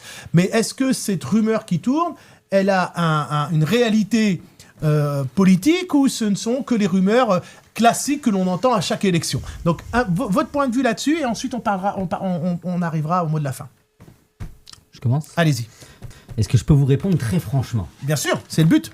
Alors, avec un petit peu de légèreté, je m'encarre royalement. Pour une seule et bonne raison, c'est que je suis indépendant. Je pense que les membres de la communauté algérienne en France s'encarrent royalement. Ce qu'ils veulent, c'est que quand ils vont au consulat, qu'il n'y ait plus 4 heures d'attente. Ce qu'ils veulent, c'est que quand on les attaque, il y ait quelqu'un pour les défendre. Ce qu'ils veulent, c'est que face à leur galère, on se bouge et puis qu'on arrête de leur expliquer qu'il n'y a rien qui est faisable et qu'au final, on doit s'en tenir en fait avec nos problématiques qui vont durer et perdurer. Et moi, ce que je trouve dramatique, c'est que les discours pessimistes comme ceux-là, je les entends principalement venant de nos anciens. Eh bien, cette jeune génération que je représente aujourd'hui, parce que notre liste, franchement, on a 6 personnes de moins de 40 ans, mais des personnes diplômées, 100% de la liste. Cette liste, elle est là pour dire que nous souhaitons redonner un petit peu espoir aux gens et leur faire comprendre que ce regard nouveau sur les méthodes parlementaires, ce regard nouveau sur le programme que nous portons, c'est ce qui peut faire la différence. Et donc aujourd'hui, en réalité, vous regardez, quand on parlait tout à l'heure pour le parti Al-Moustaqbal, on dit on respecte les règles, on a mis 2 femmes. Oui, vous avez obtenu une dérogation pour pouvoir mettre que 2 femmes. Parce qu'en réalité, c'est un tiers minimum. Des talents féminines, regardez les talents dont on parle ici en France, franco-algérien, c'est principalement des femmes. Les femmes, ce sont celles qui se bougent le plus dans les manifs. Avec 2 femmes, un tiers, ils sont pas loin. Parce que un tiers sur 8, c'est 2 et quelques. Voilà, exactement. Avec 2 femmes. Ouais, ils ont demandé 4, on va ramener 4.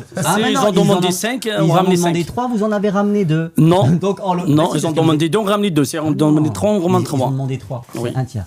C'est un tiers de 8. Oui, mais bon, voilà, on va avec une dérogation. Avec dérogation. Exactement. Mais ce que je veux dire justement, c'est qu'à un moment donné, il y a la possibilité de renverser la tendance et surtout d'être, ce sera certainement mon mot de conclusion tout à l'heure, d'être dignement représenté enfin. Très bien, monsieur Bouchekata. Monsieur Faisal Hany-Mansour pour le LSP. Oui. Alors, la question c'était...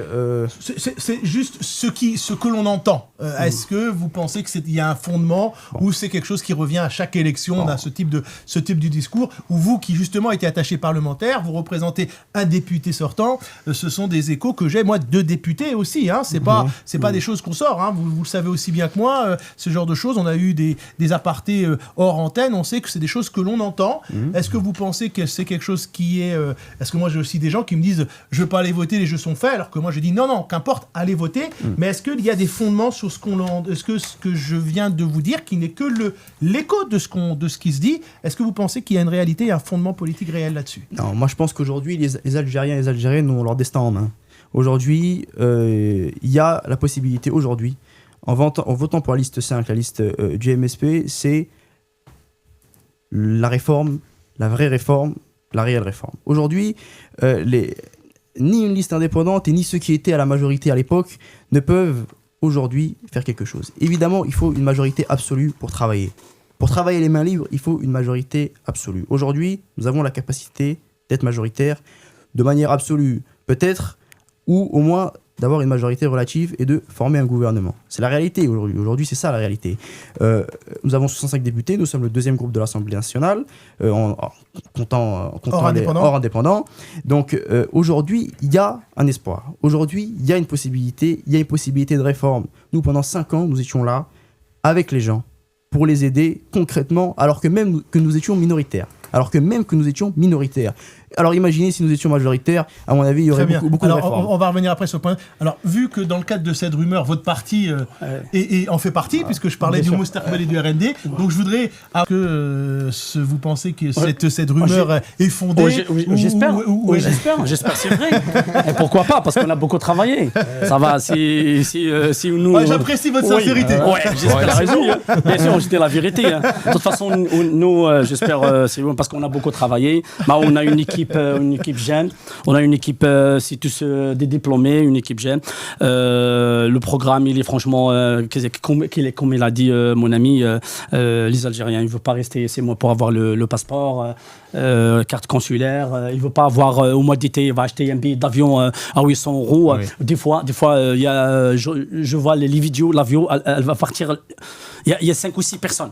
On trouve par exemple le billet d'avion à 800 €. Il y a un petit problème pour avoir un billet d'avion. Les retards. Les retards, tout ça. Même par exemple, il y a un problème au consulat, par exemple. Ils ne sont pas à la hauteur, côté informatique. Mais tout ça, on va travailler avec même nous. On n'est pas. Il y a les autres qui vont prendre. Mais j'espère que c'est vrai qu'on va dire on est en tête. J'espère. Inch'Allah. J'espère en bon, tête. merci. Merci. Avant de vous donner le mot de la fin, pour que chacun d'entre vous puisse faire sa conclusion, je donne un petit rappel.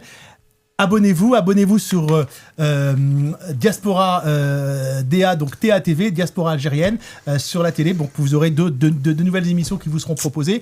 Donc maintenant, pour terminer, je vais demander à chacun d'entre vous une conclusion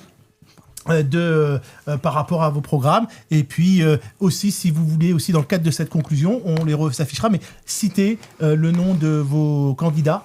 Et puis un petit peu leur expliquer comment la partie vote. Donc on va commencer par vous, Faisal, et puis on continuera par notre ami Moustarchbel qui espère que ce qui est dit est un fait. Et pourquoi pas et on finira par Faisal.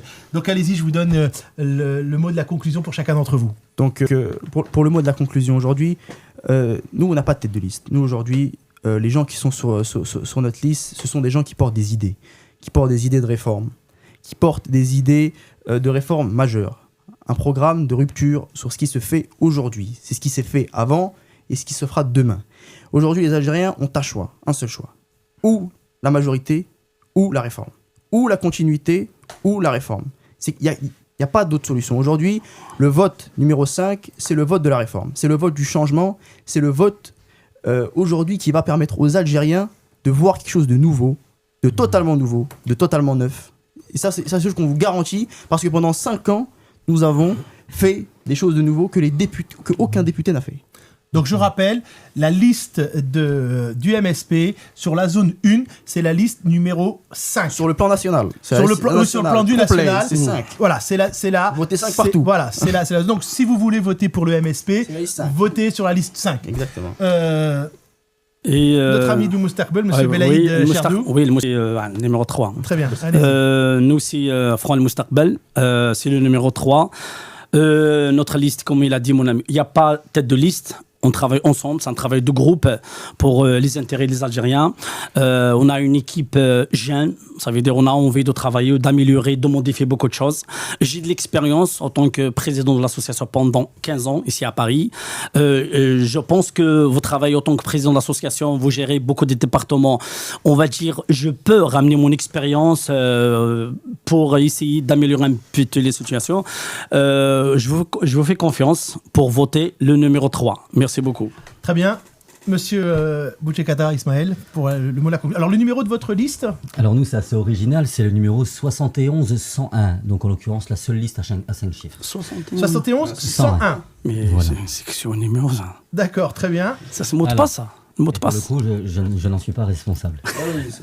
Alors, du coup, moi, ce que je dirais à celles et ceux qui nous écoutent, c'est que ce débat de ce soir a pu mettre en lumière un certain nombre d'évidences à mes yeux. C'est-à-dire qu'on vous a mis en avant de grands objectifs. Et quand on commence à essayer de gratter, à demander comment on le réalise, quel dispositif concret de facilitation, ça bégaye ou ça met du temps à répondre. Quand on explique que les listes indépendantes ne servent à rien, on a parallèlement à ça un discours qui vient nous expliquer qu'on peut travailler si on a une majorité relative, mais les voix manquantes en réalité, elles viennent toujours de ces indépendants qui, parce qu'ils sont indépendants, ont la possibilité d'être pivots. Ah, ils feront la majorité avec nous, alors merci. Alors, on sera avec nous la majorité. Alors, si ça va dans le bon sens, effectivement, nous voterons texte par texte. Mais en réalité, ça n'est pas le sujet qui nous anime. Et franchement, je vais vous dire ce que j'en pense. Il y a effectivement des sujets qui vont intéresser les Algériens de France concernant les affaires internes à l'Algérie. Je parlais tout à l'heure de l'accessibilité. L'accessibilité qui est un vrai chantier à mettre en œuvre en Algérie, eu égard au fait que les personnes en mobilité réduite ne peuvent pas se déplacer correctement dans bien des villes qui sont pourtant les vitrines de l'Algérie. Je pense à Alger, je pense à Oran. Il y a quand même des points à régler. Mais en réalité, nous, ce qui nous anime ici, c'est qu'on arrête d'entendre, mais ça ne change pas. Les problèmes sont les mêmes. On a des anciens qui nous disent d'aussi loin que je m'en souvienne, le consulat, ça a toujours été la même galère. Et donc, en réalité, je pense que les seuls qui ont parlé de solutions concrètes ce soir, et surtout, excusez-moi, je me le permets, mais de propositions un peu originales, que de tous surfer sur la vague, sur la vague Air Algérie, eh bien, c'est la liste que je représente aujourd'hui. Et donc, nous, ce qu'on vous propose, et ce sur quoi on s'engage, et je l'annonce aujourd'hui à votre micro, on s'y engage avec des documents qui seront rendus publics dès demain, qui nous engagent juridiquement. Parce que la différence avec les partis, c'est que nous, on n'a pas besoin de majorité. C'est que nous, quand on vous dit qu'on va vous défendre, on va vous défendre dès le premier jour du mandat, et on a même commencé hier. Et donc, ce que je veux bien faire comprendre, c'est que nous, on veut juste porter un peu de bon sens, qu'on n'a pas la volonté de réformer l'Algérie outre mesure, et qu'on est là pour dire c'est votre quotidien franco-algérien qui nous préoccupe au quotidien. C'est le fait que vos gamins, par exemple, vous avez même plus confiance pour les laisser aller à l'école tout seuls. C'est le fait que vous-même, vous vous faites attaquer gratuitement et qu'il n'y a personne pour vous défendre, ou alors on vous demande des sommes colossales. C'est le fait que toutes celles et ceux qui vous défendent jusqu'à aujourd'hui, on les ramène parfois en prison. Et donc voilà, en soi, moi, ce que je m'engage à faire avec cette liste justement indépendante et rappeler une chose essentielle qui nous départage de tous. Cette liste, j'en suis à l'initiative. C'est moi le responsable. Et sur la liste, il n'y a pas une personne qui veut du poste. Mais il y a 100% de personnes qui sont prêtes à mouiller la chemise, qui s'encarrent du salaire, qui s'encarrent des avantages. Et c'est la raison pour laquelle, nous, il n'y a pas de concurrence entre nous. Choisissez le 1, le 7 et compagnie. On s'est tous mis d'accord pour soutenir M. Nesri, le candidat numéro 1. Très bien. Alors, merci. Alors déjà, je tenais à vous remercier. Merci d'avoir accepté cette invitation. Bonne continuation. Alors, je rappelle, pour terminer, donc, la liste du MSP, c'est la liste numéro 5. Oui. Est-ce que, Faisal, vous pouvez citer les 8 candidats qui sont dans votre liste, leurs noms ? Oui, donc on a Farjallah Mokhtar qui est candidat. De toute façon, je vous enverrai directement Tout à fait, mais au moins que les gens puissent les entendre, parce qu'il y a des gens qui les connaissent certainement. Voilà. Oui, donc il y a Belgoud Hussein qui a été candidat à 3 reprises, 2017, 2021, 2026. On a Meriem aussi. On a aussi d'autres candidats qui sont sur la liste et qui sont importants. Et de toute façon, en tous les cas, on aura directement on va les diffuser. Belaïd, est-ce que vous voulez justement citer aussi des gens de votre liste? Donc vous, le Mostarbel, c'est la liste numéro 3. Oui. Donc si vous voulez voter pour Mostarbel, vous votez la liste numéro 3. Et ensuite, dans la liste numéro 3, vous aurez 8 noms. Oui. Il y a le Abdelkader, Belaïd, Fahima, Bilo, Halib, Naïma, Nazar et Khalija. Très bien. Est-ce que, pour nos téléspectateurs, parce que vous savez que lorsqu'ils vont voter, ils vont devoir choisir un parti, et ensuite ils vont devoir choisir un candidat. Est-ce qu'il y a un candidat en particulier sur lequel vous voulez mettre en avant dans votre liste? Je suppose que ça sera vous, M. Belaïd. C'est quel numéro combien dans la liste? Moi, c'est le numéro 2. D'accord. Mais nous, c'est un travail de groupe. Oui, ça veut dire que c'est la personne qui va choisir. Oui, d'accord. Mais moi, je ne dis pas moi ou l'autre. Oui, mais ce que je veux dire par là, c'est que les gens, quand ils vont aller voter, il faut qu'ils choisissent quelqu'un. Moi, le principe, le principe, il y a quelqu'un qui va gagner dans le front Al-Mustaqbal. Inch'Allah. Le premier, le 8, le 7, le 6. Bien. Après, c'est pas mon problème. Alors, monsieur Boudjekata, est-ce que vous voulez nous citer les noms des membres de votre liste et éventuellement me donner pas pour moi, mais alors je rappelle le numéro de votre liste, c'est la liste 71-101.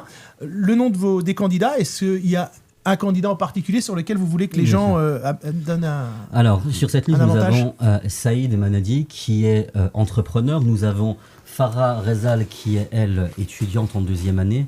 Louisa Amraoui, qui travaille dans le domaine justement de la CPAM, Sabrina Sekoum, qui est juriste et qui passe son barreau là à la rentrée, Yassine Taïbi, et Houssam Henni qui est en phase de valider son doctorat en mathématiques, Monsieur Daroui, et enfin on se range toutes et tous avec une confiance aveugle et un soutien plein et entier à Monsieur Nesri, qui lui est un entrepreneur, pour ne citer que cette casquette qu'il porte. Et quel est le numéro? C'est le numéro 1. Le numéro 1, donc voilà. Donc, pour la liste de monsieur, donc, du coordinateur, monsieur Ismaël Boudjekata, donc, qui est le représentant de cette liste, ce coordinateur, même s'il n'est pas lui-même candidat dans la liste, mais c'est lui qui l'a créé, qui en est à l'initiative. Donc c'est la liste 71-101 et ils appellent à voter pour le candidat numéro 1 de cette liste.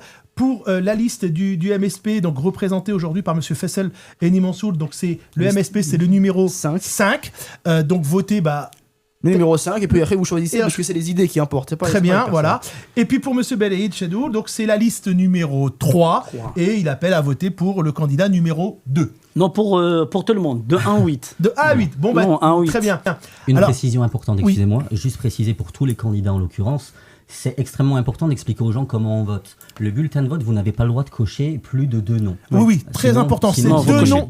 Vous avez raison, parce qu'il y a 2 postes à pourvoir. Donc c'est 2 noms maximum. Sinon, votre bulletin est nul. Voilà. Et donc s'il y a 3 ou 4 personnes que vous appréciez, vous allez perdre votre voix sera perdue. Un seul, c'est possible, ou cocher personne, c'est possible. Vous avez raison, Ismaël, de le repréciser. Vous cochez juste un nom ou 2 noms. Ou 0. Dernier point. Ou 0, vous avez raison. Ou 0. Et je crois que si c'est 0, ça veut dire que chacun a une voix, c'est ça? Non, si c'est 0, en fait, je pense que c'est dans l'ordre, ça paraît, c'est des modalités qui n'ont pas encore été expliquées. Juste préciser une chose, juste par rapport au bureau de vote, bon là en l'occurrence ce sera par rapport à la liste indépendante Fierté Lutte Nation, histoire de simplifier les électeurs. Vous avez la possibilité sur le site boudjekada2026.fr, donc mon nom de famille 2026.fr, d'aller dans la section bureau de vote, vous rentrez votre code postal et votre bureau de vote vous sera directement donné. Très bien. Alors, merci à tous. Alors, j'ai pas oublié, alors excusez-moi parce que là, on arrive vraiment à la fin. On a promis 2 places pour le dernier spectacle de Abdelkader Secteur. Donc, ça sera pour au mois de septembre dans 77. Donc, ça sera des places en plus en carré VIP. Alors, je veux vous demander à chacun d'entre vous de me donner un numéro, puisque on va faire, par rapport à ce numéro-là, on fera un tirage au sort et qu'on donnera le nom du gagnant. Je le mettrai sur les réseaux sociaux et lors de la diffusion, lorsque nous ferons le montage de la vidéo, nous appellerons et nous donnerons le nom du gagnant. Donc il y a 2 places à gagner pour Abdelkader Secteur. Alors donnez-moi un numéro, puisque ça sera avec le numéro que vous allez me donner que le gagnant sera désigné. Ouais, c'est simple, moi ce sera le numéro 5. Il faut voter 5 pour gagner les places d'Abdelkader Secteur. Alors, 5. Ah, voir le 5. Numéro 3, mon parti. Numéro 3. Et... Mais moi, ça marche, 71 100. Écoutez, on va prendre ces numéros et qu'on va mixer pour arriver à prendre quelqu'un. Le 5, le 3, et puis voilà, vos numéros. Très bien. Alors, on vous annoncera le nom de la personne qui a eu ces places. Je tiens à vous remercier de nous avoir suivis. Et la prochaine émission que l'on fera, c'est un salon sur l'investissement. Les 4 et 5 juillet à Garges. Exactement. Donc on sera présent et on vous présentera un petit peu les personnes qui seront dans les stands et puis pour vous donner des informations. Merci de nous avoir suivis. Donc cette émission va être rediffusée sur notre chaîne info DA TV. Donc abonnez-vous et je vous dis à très bientôt. Merci et encore une fois, merci à vous. Merci d'avoir accepté.